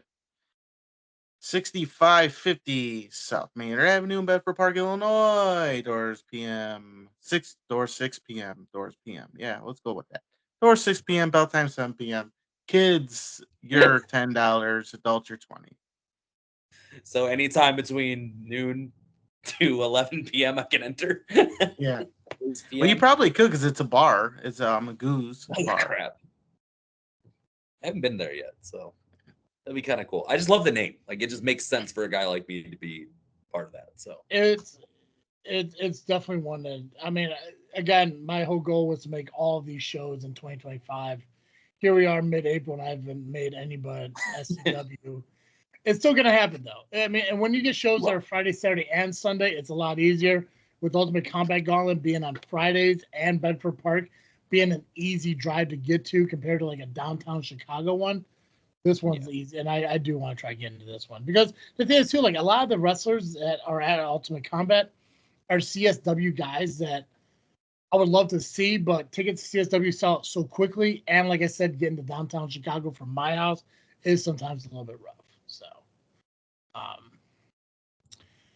gotcha. Nubby, let's promote IWA Productions. I know they don't give us a match card, but at least we know we got a flyer and we can tell people what's going on with them as far as this weekend. You know what? I think I'll do that as the IWA. What? I almost said IPW. I almost went Sunday again. You just start going to the match card again. IWA Productions presents Spring Fever. It takes place 521 Perkins Avenue in Mount Vernon, Illinois. Doors open at 6 p.m. Bell time is 7 p.m. Tickets are available in advance at the Ringside Buffet, which is literally in the same vicinity, like right there. You can walk from the buffet to the arena, and the arena to the buffet. Like literally, you could actually jump if you got hops. Like I have pops, you have hops. Nubby's got pops. Pops, but not so many hops. No. And they got great food. So check out the buffet before the show. Or if you want to just get your tickets tomorrow at the buffet, enjoy some buffet food. It's awesome. Great food. Great people. Say hi to Patty and John for me. Tell them Turtle sent you. Turtles. Front row is $12 and general admission is $7. Get yours while they last.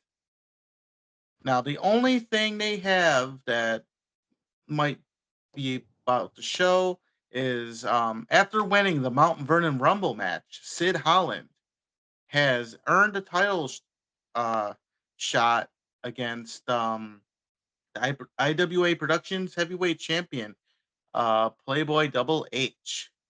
What will the fallout be from PYT costing Chris Bean the Rumble match? Also scheduled to appear, IWA Productions light heavyweight champion Mason the Sound Guy, IWA Productions tag team champions, the Gospel of Damnation. We also got Chris Thomas, Jerry Morgan, the Great Heathen Army, Navi Kai, and more. That's all taking place this Saturday at IWA Productions.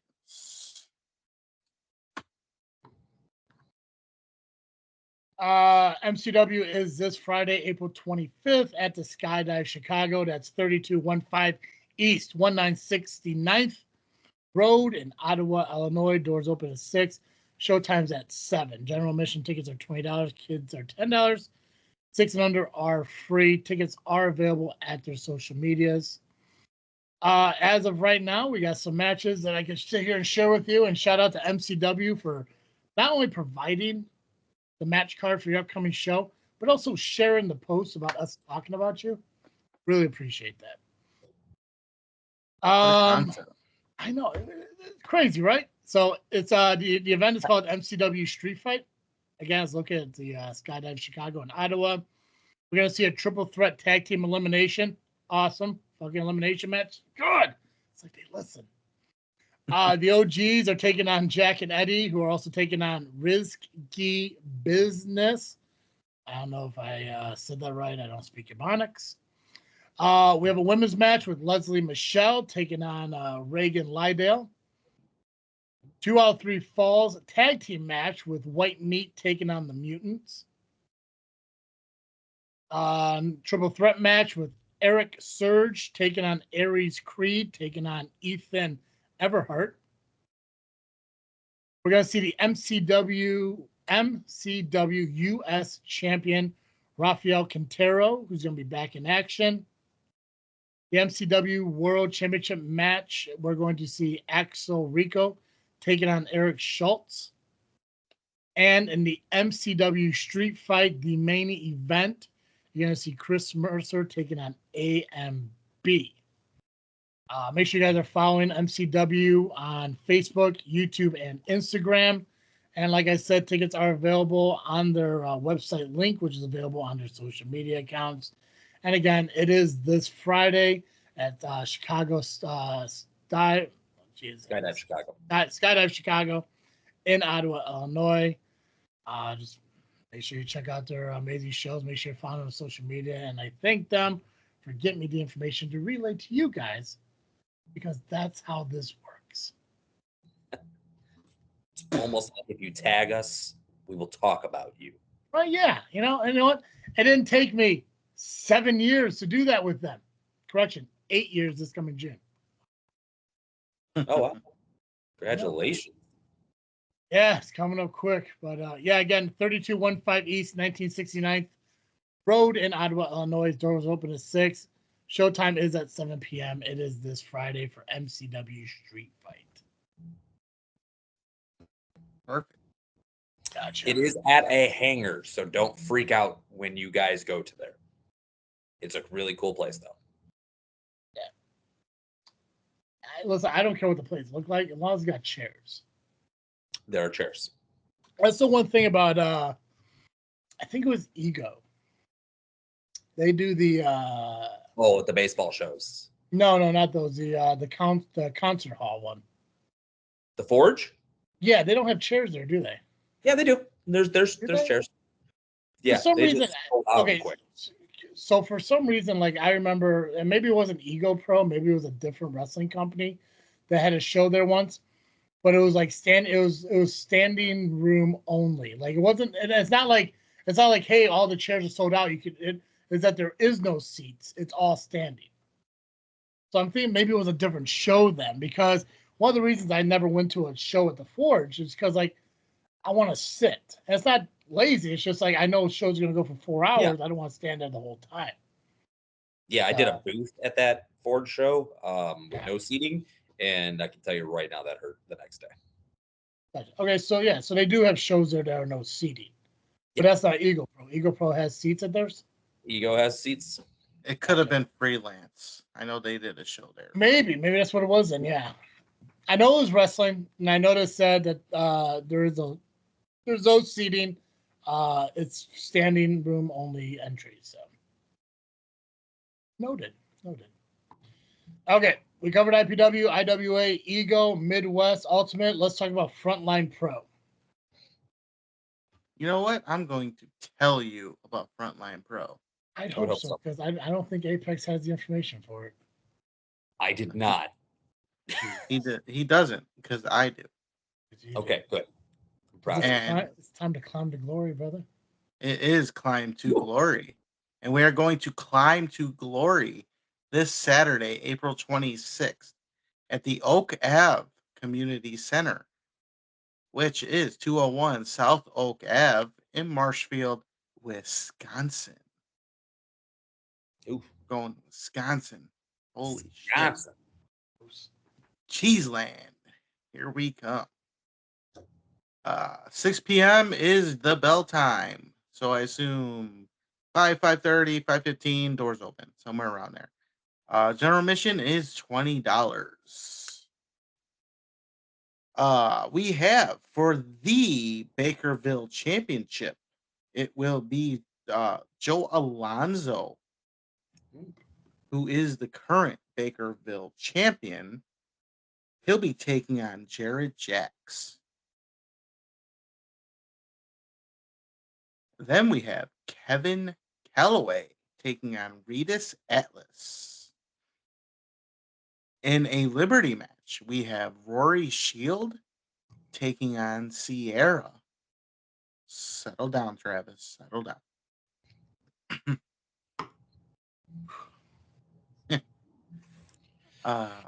Sam Eli will be taking on Warhorse Jake Parnell.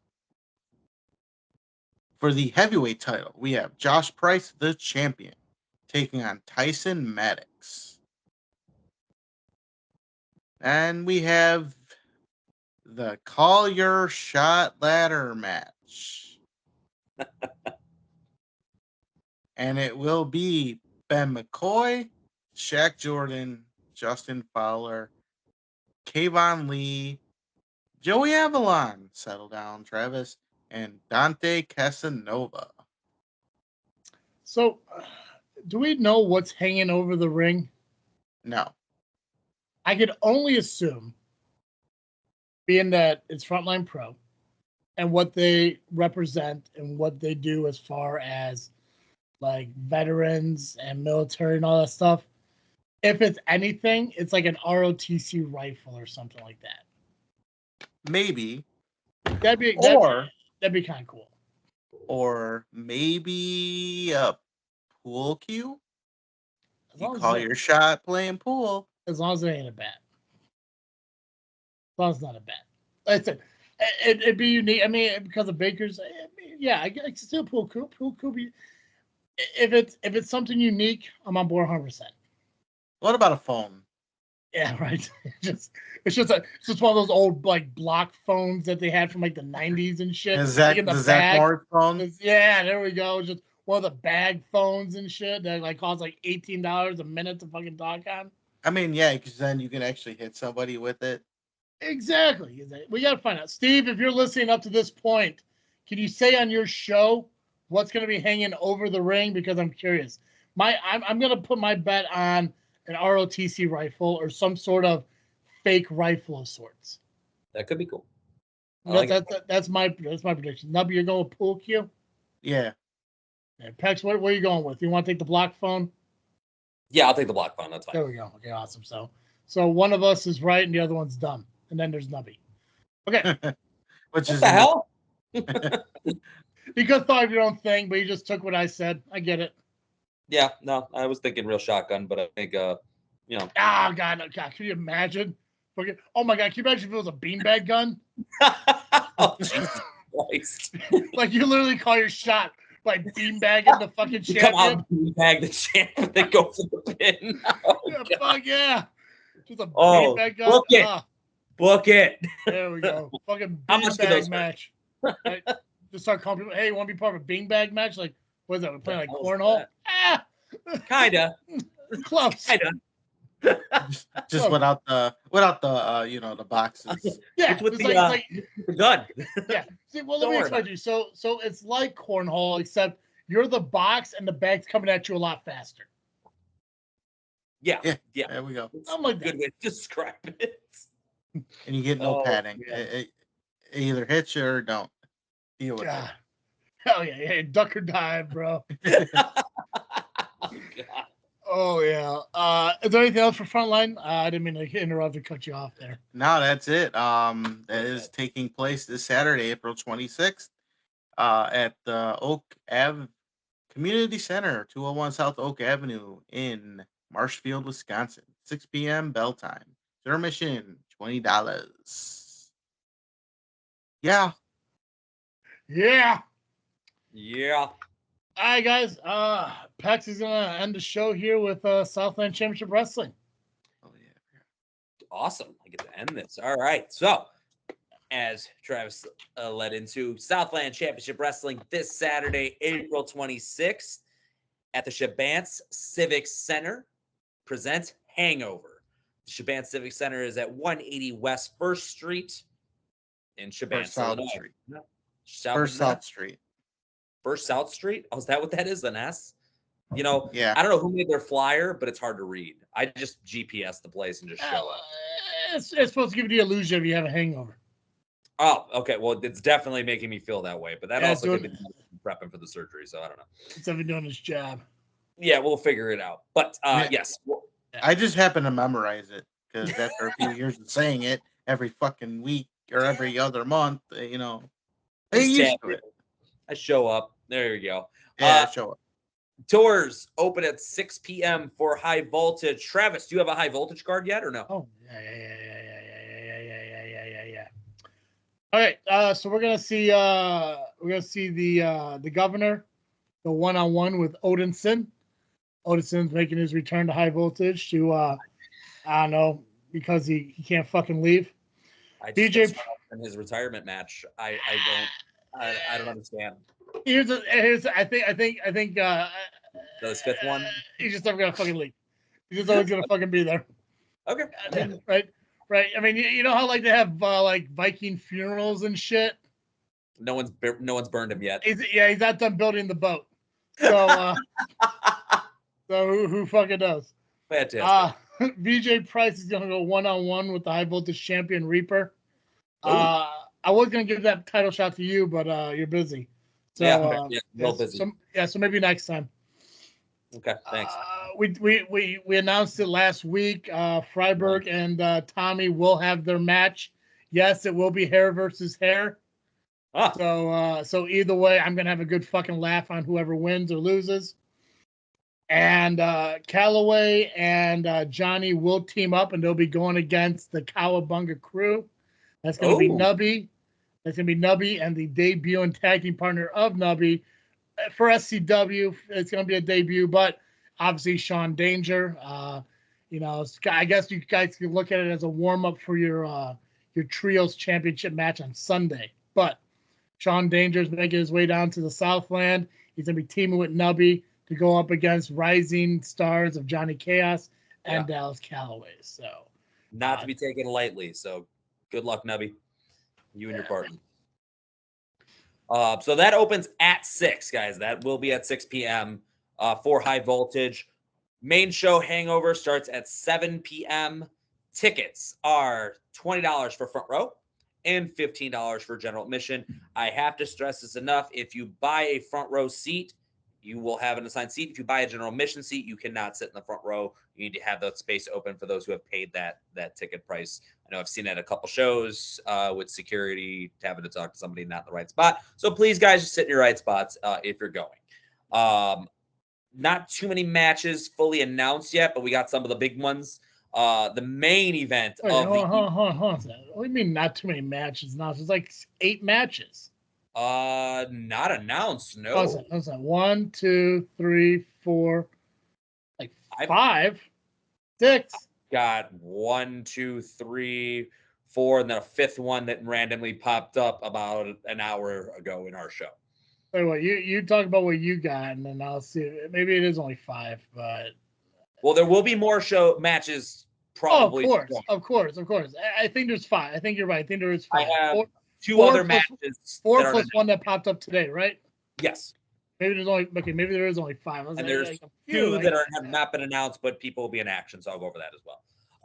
But the main event of this show is going to be Benny Barger. Whoa. Yes. Why you start with the main event? Because it's the first one that they've announced. No, you don't start with the main event. What the fuck? You want me to start with the lesser of the matches? All right, well, then I will start with probably hold on a second. What do you mean the lesser of the matches? Lesser of the matches. The one that means... What the fuck are you... Hold on. I love I'm taking shots at my home company right now. Listen, the main event match is the main event match. You main event that shit. That's why SCW is the main event of the episode. You talk about... I don't care which order you do the other ones at. There's no lesser matches. I love your thought process here. Why are you gonna give it all away at the beginning, man? You got to build up to the main event. I mean, that's the story right now in SCW. I mean, nothing against Creed, but he's dog shit. And this is the story of SCW right now. You just want to throw it away at the beginning? My 3rd or 4th show, I'm still learning here. You're still teaching me this stuff. I'm learning from the best, so now I know. That's right. Because you never listened to my show before you came onto it. That's okay. I did listen anytime I was brought up. Yes. Oh, did you? Okay, cool. How often have I ever talked about the main event first? I only listen to myself, so I don't know. Exactly. Oh, that's right. So you never heard me get to the main event match because you. Okay, that makes more sense. Name through the mud a lot. That's right. Okay. So you always heard me talk about your match first when you talk about the lesser matches. Okay, yes, that makes how crappy I was. Huge sense. Why. Makes way more fucking sense. See, now we know what direction I'm coming from. Now But we got to figure out the main event match. That's the final fucking match, bro. And he did say you were the best. I didn't say you're the best. I mean, I always put you over. He said you were the best. You, I'm I learning am the best. Yeah. Yes. Now we can't. Now don't tell anybody else that you said that because then you might twist it. 100%. Yeah. Steve will go in there and say, "Yeah, he called you a cocksucker." But I think the first time you were here, I think your first show on, I think I told everyone, every promotion to book you and Nubby. 100%. I'm not shitting on you. The only time I'm shitting on you is when you're an asshole. I was an asshole for quite a while. You know, like, hey, listen, you don't want me to shut you. Don't go around and fucking start quoting PlayStation fucking video games as your get over fucking phrase. Well, we've put that behind us now. It's over with. Every time I heard you say like these fists are ready to eat for everyone, in my mind I'm like, he's basically saying my dick is eat for everyone because you're just one to fuck anyone over just by saying stupid shit like that. I mean, I listened to you on the commentary every single time. I got it. You were not a fan of it. We rolled with it. Mistakes were made. We've made adjustments. We're gonna keep going forward on a complete redesign. Ready to eat for everyone. Ready to eat for everyone. It's not great in my head, Travis. Leave it alone. I like to fucking punch people. Yeah, I do. I'm the top of the food chain. I'm the top of the food chain. Can I go through the match card now? I like to fucking throw jabs. Throw some elbows and shit. That's kind of my thing. I like to kick and punch and all that fun Hell stuff. Yeah. Hell yeah, It's my kind God. of my thing. But all right, I'm gonna go over this match card then, and I will start with the non-title match, the non-main events. There we go. Okay, well, here's the thing though, because I'm not Steve. You have stated you're going to start with the lesser of the matches, so I'm really excited to which match you're going to start with. This one might get me killed the way you say that right now. So this match, I know which one I would start with. I know. This match actually was just announced an hour ago. That ain't it. That ain't the one you're starting with. I mean, there was one other match I was thinking about starting. I was going to start with. I'm going to start with this one because it was just announced an hour ago. Hunter Payne is back in action against Punitive's Damages Governor Kevin Zander. So that's singles action. Once again, Hunter Payne, probably one of the strongest guys. Personally, knocked me one once, and probably going to do it again after he listens to this podcast for starting with his match as a lesser match in air quotes. But definitely, Zander has started making a name for himself as being a powerhouse himself. So that's going to be an interesting one to see when the former SCW champion steps back into the ring. When did Hunter knock you around? Outdoor show where I wrestled Nubby. When he came to James Creed. When he came to James Creed's aid before he got, That makes perfect sense because I'm assuming that your stupid catchphrase used to say, "My hands are rated E for everyone who isn't Hunter Payne," but he just smacked you so hard he forgot the back half of it. That makes more sense. Okay, that makes way more sense.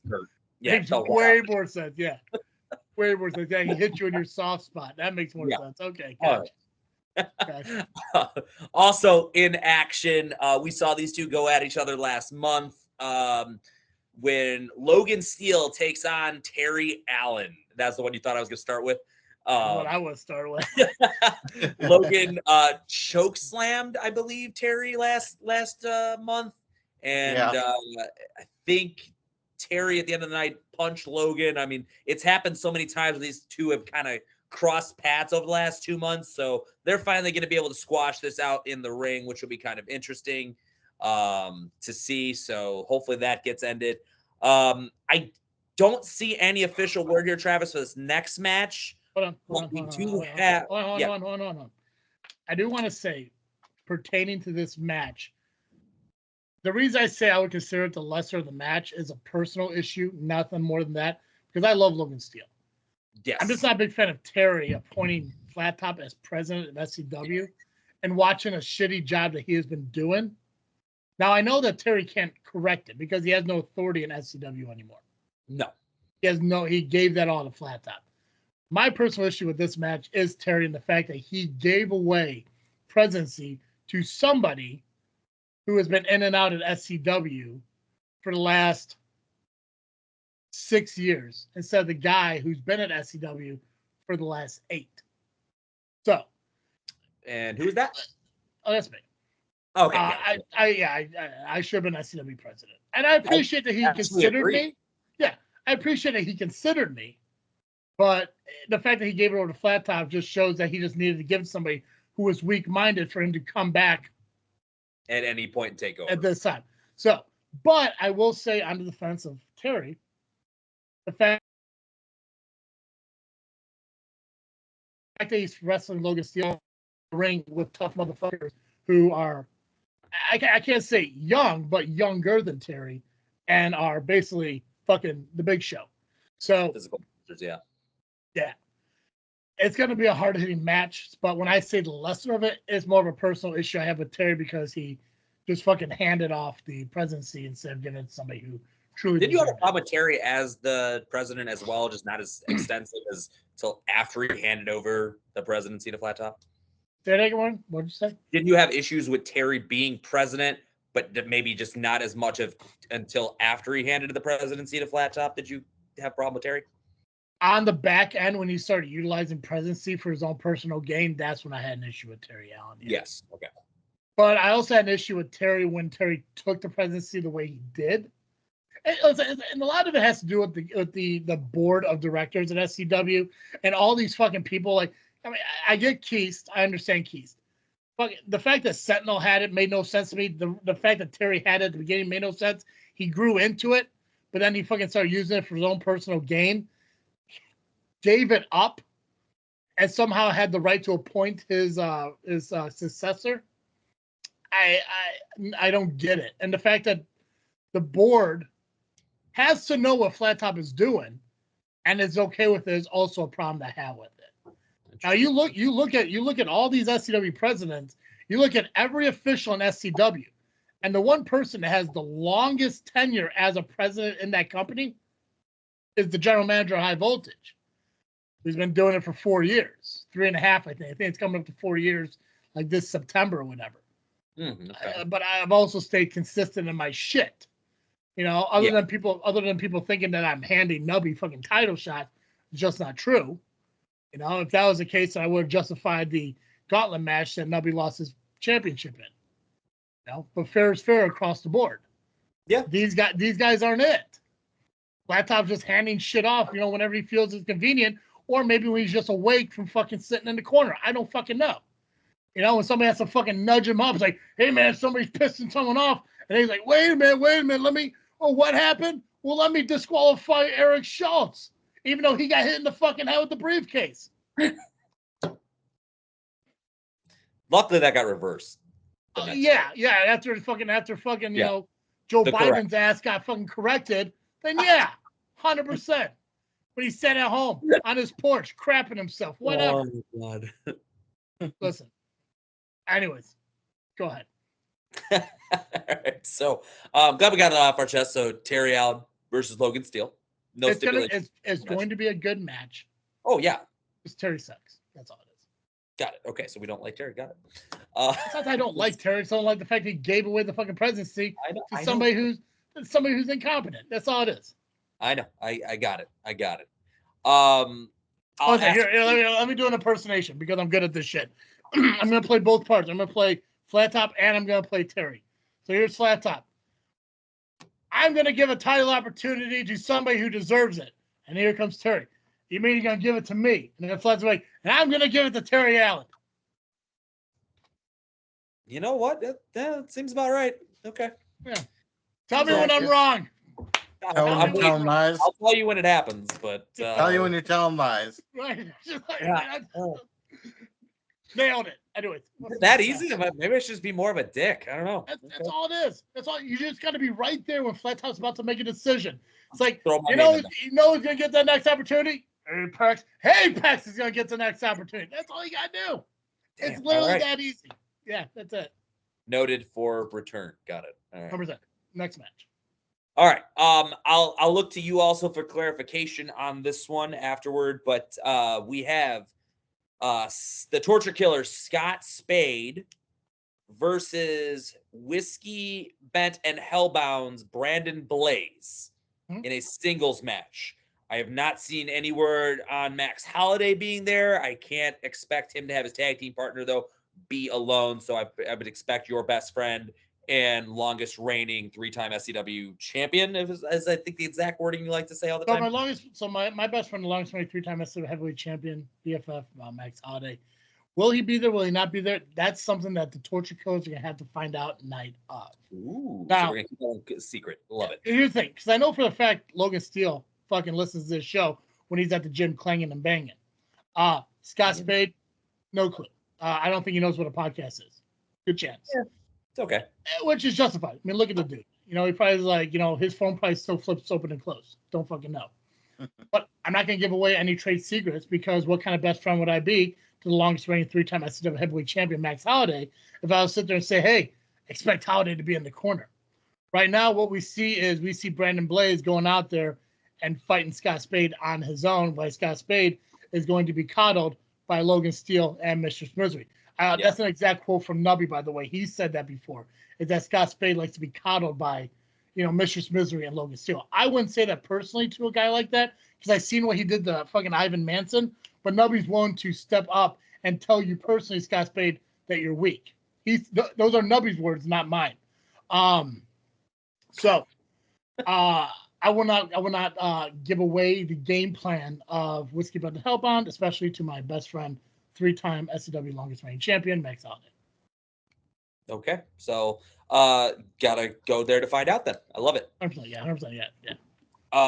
Pay to play, bro. Got pay to play. Pay to play. Next match on the card. This is the semi-main event. I'm going to say semi-main event because this person thinks they're always the main event, and this time they're not. What was it? I think a couple weeks ago, SCW heavyweight champion James Creed made an open challenge that was accepted probably within an hour of being put out there, and that is he is going to go one-on-one for the SCW championship. The POW heavyweight champion, your boy, Mason Perks. The POW championship is not on the line. This is not a unification match at all, but this one does have the ability to be a match of the year candidate, as these are two very good wrestlers, champions in both their companies, as Creed has also been a champion in other places. That's about as much credit as he will get from me on this show. I don't care for him anymore, so that's how it is. It's going to be a good match. I mean, we've seen Perks. We've seen Perks in SCW. He deserves to be the POW heavyweight champion. And again, I think the biggest factor, and I've said it to Nubby on numerous times when his matches, the factor comes from the outside. Yeah, I don't see Mason Perks bringing anyone along with him Saturday, but we do know Logan Steele's going to be there. Scott Spade's going to be there. Mr. Misery's going to be there. Maybe Terry's going to have the back of Mason Perks. Maybe the Snake Manson has been the one that's been hanging around a lot lately. Maybe he's going to be. Maybe Perks will have backup in the form of people who have the same issues with the Torture Killers that Perks is going to have on Saturday with Creed. We don't know. But for his sake, I hope he does, because as you said, those numbers are always there. No matter how much Creed likes to say that he does this on his own and he's a fighting champion, they're always involved some way or another. Yeah. So I'll give Creed credit. He did beat Carrot on his own. I will not take anything away from him, but I can't say that his championship reign has been clean victories from the beginning. That I will not agree with. But he has won on his own. Creed is still Creed. He's just a piece of shit while doing it now. 100%. 100%. And that's now everywhere he goes, pretty much. So you ready for the main event then? Yeah, maybe you got nothing else to talk about. That's how this works. So would you like me to go over the additional appearances then first, or should I jump to the main event and then add them in after? You can do the appearances. Go for it. Okay. So also to appear. Other possible people to appear and will be at the show is tag team champions, roster. The SCW roster will be the tag team champions. Urban Legends will be in action, as well as the rest of Punitive Damages outside of just Kevin Zander. So something's going on. Never know with Warren C. Freiberg. He always uses his fancy fancy lawyer stuff to get involved in something or one thing or another and just talk down on the SCW roster and the fans. So I just kind of hope he just gets his ass kicked like normal. Yeah. So Where's the women's champion at? There is no women's championship as far as I know. So maybe subject to, remember, cards always subject to change. Maybe that gets added in. Crystal Carmichael, though, is the current women's champion. So hopefully we see someone get brought in for her. Blair Onyx? I would love to see it. That'd be kind of cool. Onyx. Okay. So final match in the main event of this card, and it only makes sense because these two were former drinking buddies. And I say former because I don't think they're friends anymore. But Benny Vargas will take on Eric Schultz in the third matchup for the Genesis title. The big difference is in this match is Benny can lose via disqualification countout. He loses the title. So there's no way around it. He has to try to play fair, I guess, on this one, because he's not going to be able to sneak what he calls Jenny, the Genesis title, out of this one. These guys have had some choice words for each other. Their friendship has really dwindled as each match has gone on. And it's mostly on Benny Vargas' side because he just keeps cheating to win over his former best friend. So I cannot wait to see the results of this one. Very sad that I will not be on the call with you, Travis, for this match. These matches have literally been hard-hitting the last two, and I can't imagine the third one being anything more than spectacular, seeing as how we also got the main event. So, yes. So this is why I believe this match does not work. And Nubby, spending nearly 2 decades in this business, majority of it as a referee, you're going to be able to help me answer some questions here. The whole point of this match is if Benny gets disqualified, he loses his title. Yeah. Because Benny has been cheating to retain that title. Consistently. Gotcha. Yes. The whole reason he's been winning is because the referees haven't been catching him cheating. Yes. So when you put a stipulation that says if you cheat, you lose, what's the point is if you're doing it when the referee's not looking? I agree with you on that one because it's not like anyone's caught it. I mean, that's the word. So now, is it double referees? Is Flat Top going to be out there to watch? Like you have to be able to. Yeah, you need an accountability on this thing because here's the thing: he keeps winning by cheating because the referee's not catching him cheating. So when the referee is distracted or the referee's knocked out and he's bringing out the belt, he's bringing out brass knucks, he's low blowing, he's rolling up and using the tights. These are things that he has done that the referee has not caught. So if the referee can't catch him cheating, how can you add this stipulation? Because it's not like you get 1, 2, 3 matches over. All of a sudden, Falcon's going to be like, wait a minute. He used the brass knuckles, reverse the decision, give it to Schultz. Yeah. As a referee, how does this work? Help me understand. So it sounds like something it wouldn't work considering Benny hasn't been caught, except by one person. And that is Flat Top, which he's the key guy in this. Is he going to be, like you said, is he going to watch the match? He needs to, right? It's like he has to, or the other referees actually have to watch the match. And then, but what happens though? Say behind the referee's back, knucks are used. Mm-hmm. Are they officially going to come out and reverse the decision? That's the only way it works, because I said if you have one referee out there in the hopes that he's going to catch everything, it's just gonna be history repeat itself. And we saw Schultz's. I mean, I saw Schultz's promo they put out. He destroyed his briefcase. That's how angry this dude is. I think he was wearing pants, which was upsetting too. So it's like we know he's frustrated. But how do you give him the match that you stipulated if you don't have extra eyes watching? Like I said, Flat Top needs to make sure he stays awake. Maybe fucking take a extra bottle of Metamucil or whatever it is he fucking does to keep him ready to go. Fucking some of that fucking liquid yogurt, whatever the fuck it is. Gives the Pediasure, whatever the hell. fucking give old people to fucking get them through the day. Make sure his fucking diapers changed. Give him a closer seat to the fucking ring. Whatever you gotta do to make sure Flat Top is on his game to sit there and say, "I'm watching you. Yeah, I'm watching you, Benny. If you fuck up, I will call the bell myself." He has to do that because he made this stipulation. If not, he has to put someone else in charge and allow them to fucking do the same. Put out 2 referees. I don't care what it is. But it's a hard stipulation to have when you're just doing it. Definition of insanity, doing the same thing over and over, expecting different results. If you go out there with one referee whose only decision is final, this doesn't work because cheating only works when you don't get caught. Right. I mean, this is like you've seen this in the past where they did put that stipulation on, but that was only when the person was intentionally getting disqualified. Yeah. I have never seen it to where the guy was doing stuff behind the referee's back and, cheating and getting away with it. This is a totally different thing, and it seems hypocritical in a way. And I hate to say it because Benny's an asshole.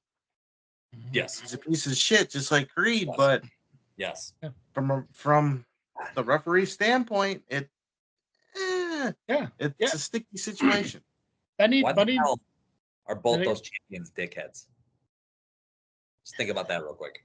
Shabans, bro. It's from Kankakee County. Go ahead, Travis. Sorry, I just had to get that thought. Like, what? But sure, dude. Look at other than the urban legends, all of our champions are assholes. I mean, it's just nothing against Crystal. She's lovely in her own way, but she's very high maintenance. She's an asshole. All of our champions are high assholes except for the urban legends. That's all it is. Yeah. Yeah. So it's just one of the things like when you sit there and it's like you said, Nubby, the only time that stipulation is ever put into effect is when people are taking 10 count out losses to retain or intentionally, take. Benny's not taking losses to hold on to that title. He still wants to win. He does whatever he takes to win. Yeah. He says that shit himself, He does what he does to win. He doesn't see it just cheating. He sees it as doing what's necessary. He's been winning. Yeah.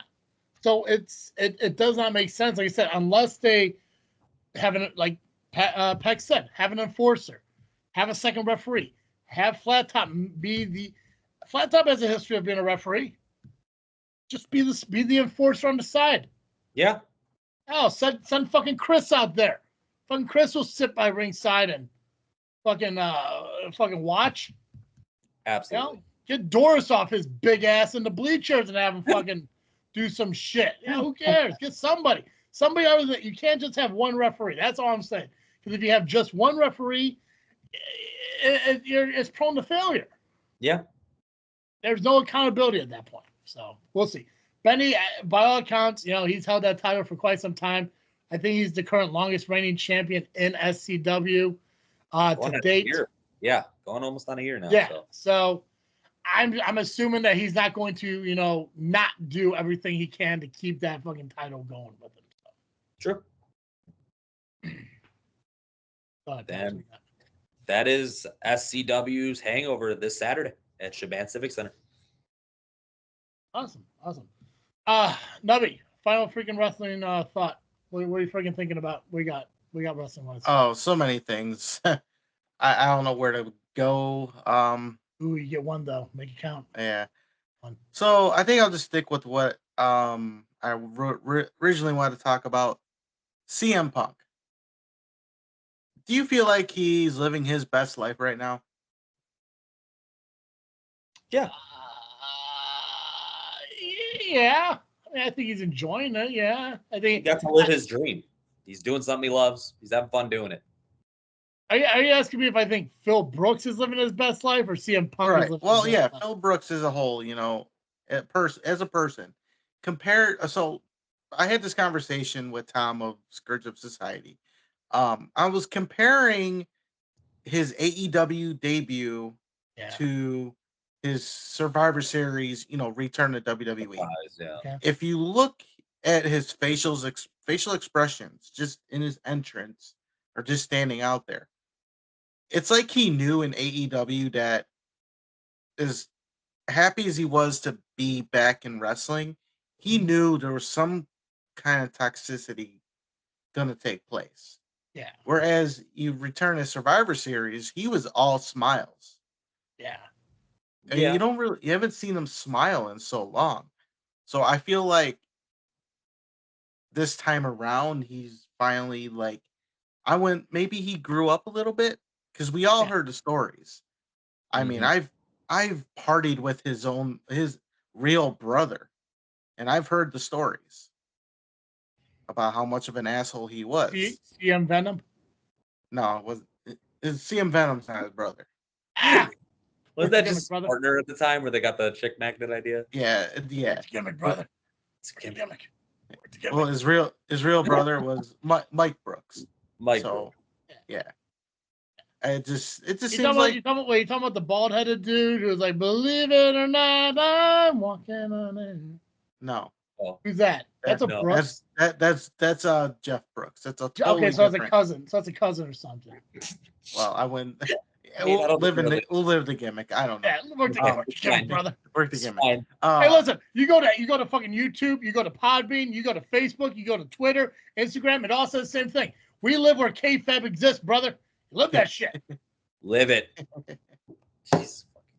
But like I said, you think he's living his best life? Like he's much happier today compared to like his AEW time? Yes.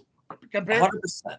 Compared to 2014, definitely. Compared to AEW, definitely as well. I think the biggest thing is because even though I think this schedule is a lot more hectic than the AEW schedule, Yeah. is he's not responsible for shit. At AEW, he had to book Collision. He was responsible for Collision. He was dealing with a bunch of EVPs who, we collectively had different ideas and ran different shit to where, granted, Vince McMahon's not there anymore, but it's still Triple H and I guess Khan too at the top. I think Khan does more of the financial side where Triple H deals with creative.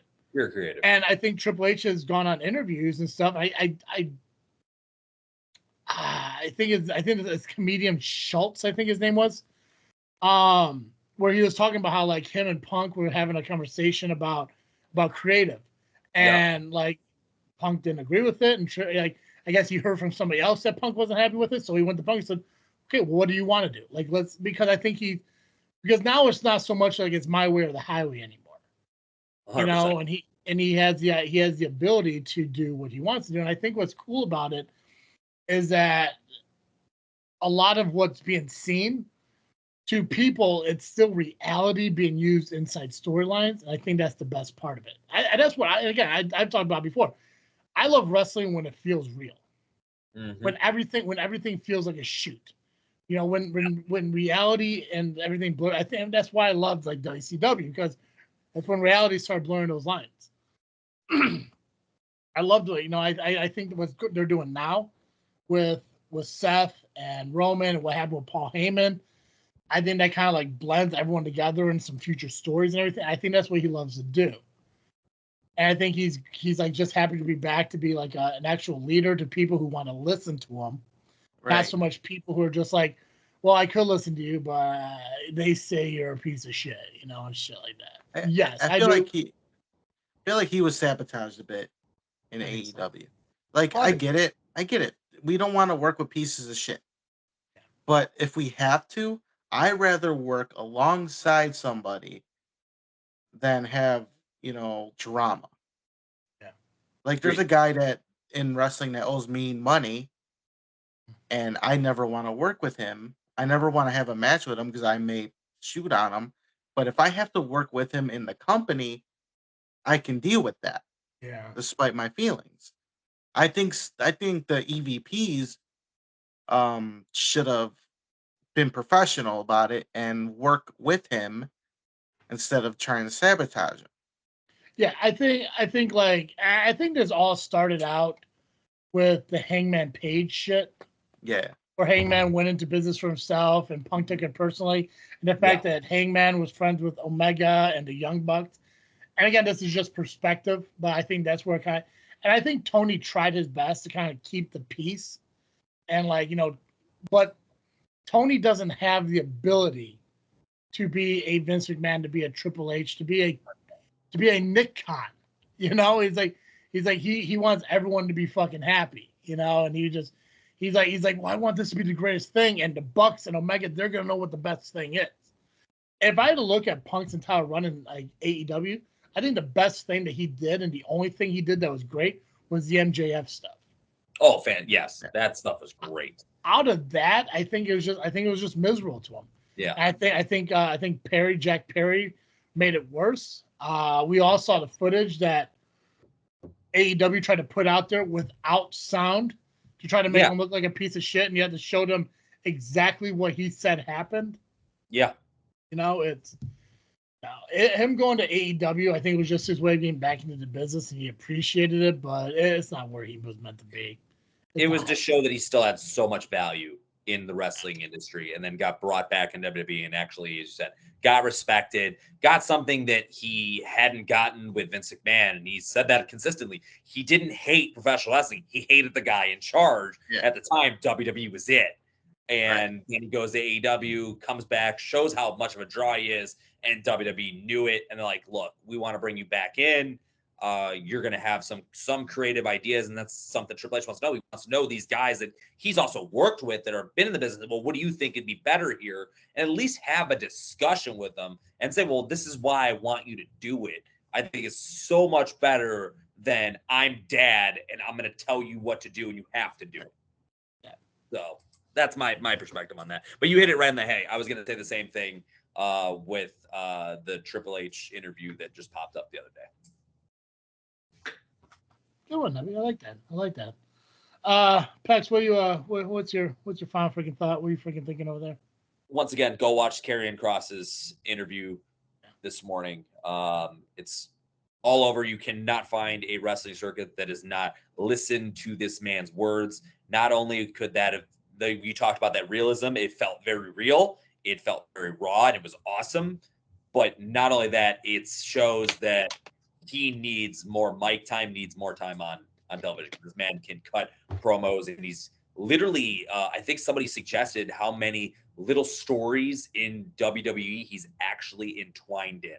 I mean, he came out, I think when he came back, put the hourglass in front of Roman and Jimmy and Jay, and showed that their time is coming up. And we just saw the end of the bloodline, storylines. We've seen him with AJ Styles. I was confused though in that interview because he kept calling AJ by his shoot name. So I was very confused at who the hell he was talking about until I looked it up. So Alan? Yeah, I was like, Alan? Who the fuck is Alan? And okay. So but yeah, definitely very viral, very raw. Scarlett then tweeted afterward, well, we'll see where this goes because they're either expecting to get pushed or fired at this point. So could be interesting. I think that the malpractice for WWE to let those two go, especially after the heat this is getting and how over he seems to be with the fans at the moment. So that, and guys, as I said, doing back surgery on Thursday. For anyone that has reached out to me already, thank you guys very much. Whoa, you get one. Nubby got one. You get one. You chose Karrion, not you. Are you really going to do this to me right now? But I will keep everyone posted. Please follow my Facebook page at The Apex or Pro Wrestler _Apex on Instagram. I'll let you guys know how I'm feeling, and hopefully this was a 100% success. But thank you, Travis, for letting me have a second one. I appreciate it. Yeah, selfish. From what I could tell it was off the podcast called Battleground Podcast. Okay. And from what I can see, it was only a 3-minute spot. Yeah, it's 3-minute segment. Yeah, he literally got up and left. Gotcha. So, yeah, guys, just look up Killer Cross. Look up Killer Cross Battlegrounds. Pop up on YouTube. I mean, we can share. Pax, remind me I gotta get you admin rights on JFW. Okay.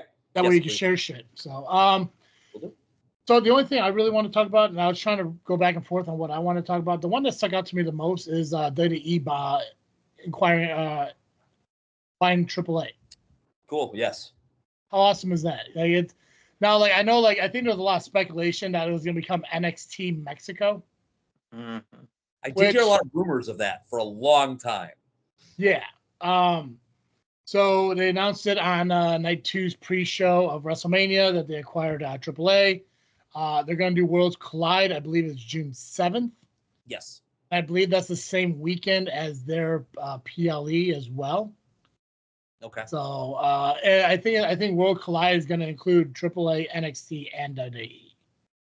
Okay. I think it was like an NXT event though. They're considering it, if I'm not. Yeah. It was funny to me. I think the one thing I saw that was the funniest of it was somebody put a meme out there saying like you never see those things. I was like, it's like me, nothing, and like anybody else, blah blah blah blah blah blah blah.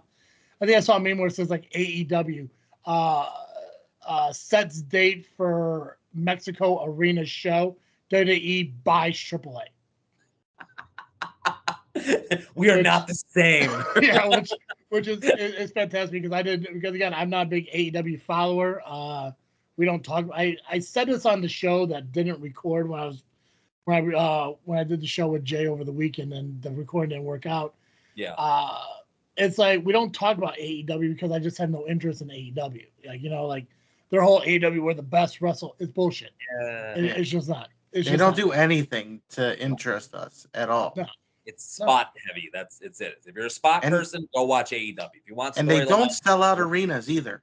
No, they've actually gone to smaller arenas because of that. And they can't even sell those out. No. So they're spots. That's it. Yeah. So I don't know. I think it's cool that they bought out AAA.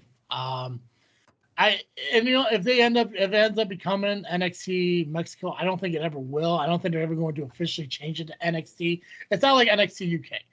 So I never see AAA going away and becoming NXT UK. It'll always be AAA, but I think they will utilize that as a NXT type place. I'm curious on the production. Like, are they going to? Is now AAA going to be accessible through Peacock, through Netflix? Are they going to increase the production value of it? Are we going to see like LWO and Andrade and stuff go down there so they have more exposure because of the growth of the rosters that WWE has and everything? I hope so. When they made the announcement, they had the LWO, Dragon Lee, Rey Mysterio, they had Andrade, Stephanie Vaquer, who is right now my favorite NXT women's wrestler is Stephanie Vaquer. I love her. They have so much, and they call it. They say luchador. It is lucha libre, and that's because that is a fighting style. And I hope that they utilize AAA as another outlet for their Hispanic counterparts or Hispanic rosters to go down there and wrestle it. I think that'd be cool. I still hope that they end up doing NXT UK again because I think broadening that shit, they definitely need to do as well. There's also possibilities too of some guys coming back. Like there's talk of Alberto Del Rio having now an ability to come back. God, fuck no. Absolutely fuck no. But it's possible. We saw it at Mania. Vikingo was at ringside. So would be kind of interesting to see him. I know he's a very spot heavy guy. Sometimes to the detriment of his health and safety, but the man puts on hell of a good matches, so it'd be kind of cool to see. No, I don't need Berto ever. I'm done with him. This is like it was to be his 4th time getting brought back. I don't feel it. He's got nothing off. No. The fact that dude can't keep the fighting in the ring, he has to take it home. Fuck him. Oh yeah, fuck that guy. Yeah, he can die slowly. Anything else wrestling related you guys want to talk about? You good? Yeah, I'm good. Okay, awesome. Last thought. Did you guys actually enjoy Mania this weekend? I did. I didn't like the. I liked the Cody Cena main event up until Travis Scott showed up. It ruined the momentum of it. I think all the matches had their perks to it. I think the ending to the night 1 main event is intriguing. I'm excited to watch Raw when we get done here to find out how John Cena is going to ruin wrestling as he said already during the show. I was on X. You'll enjoy it. Yeah. Well, he went into the press conference saying that he has an obligation to answer their questions, and every time they answer a question, that's clickbait, that's lazy journalism. He didn't answer one question, but he did say that he's going to tune in on Monday and watch how he ruins wrestling. So, Cool. I did enjoy WrestleMania. I think my favorite match was the triple threat Io, Rhea, Bianca match. Yeah. Oh, yeah. Stole the show. The whole 2 nights stole the show. I'm also more excited. Yeah. Go ahead, Nubby. What? Someone stole their finish. Wait, what? The finish of their match went into another match on the same card. Really? Dominic Mysterio. Oh yeah. did the Okay. same Oh yeah, thing. yeah. She did the moonsault, and he frog slashed. wow. Yeah. I mean, different move, but still same Yeah. finish. Same ending. idea. Same ending. Yeah. I'm also excited that I scored more points than any of you over the weekend. I guess I should actually watch maybe a little bit more to know some storylines to pick my picks. Hey man, listen. You're already far behind, but you can always catch up. Nubby caught up. We thought Nubby was out last 3 months. He brought it, and then It's more like I slayed everybody else. Fucking slayed that shit. Yeah, again. That's right. He came back and then Pax quit. So I mean, who knows? I'm not saying one is related to the other, but interesting. Hi guys. So next week, Pax should still be here. He'll probably be laid up from home, so we'll see. We'll see what goes on there. Okay. So the 28th, we're going to cover results from Ultimate, MCW, FPW, SCW, Ego, IWA, IPA, and we're going to have match cards from NWA Chicago, RPW, C3, and POW Entertainment. So huge show next week as well. Make sure you continue to tune in to us wherever you listen to this podcast. If you want to watch the show, you can do so over at the JFW Podcast YouTube channel. Follow us on socials, Facebook, Instagram, and Twitter, just by searching Just Freak Wrestling or the JFW Podcast. I think that's it. We can ring the bell on this episode. Perfect. As always, I'm Travesty. And I am the Faction Slayer, Nubby, the Amazing Turtle, Cowabunga. I am King of Combat, the top of the food chain, Apex. And thank you for listening to episode Just Freak Wrestling, the JFW Podcast.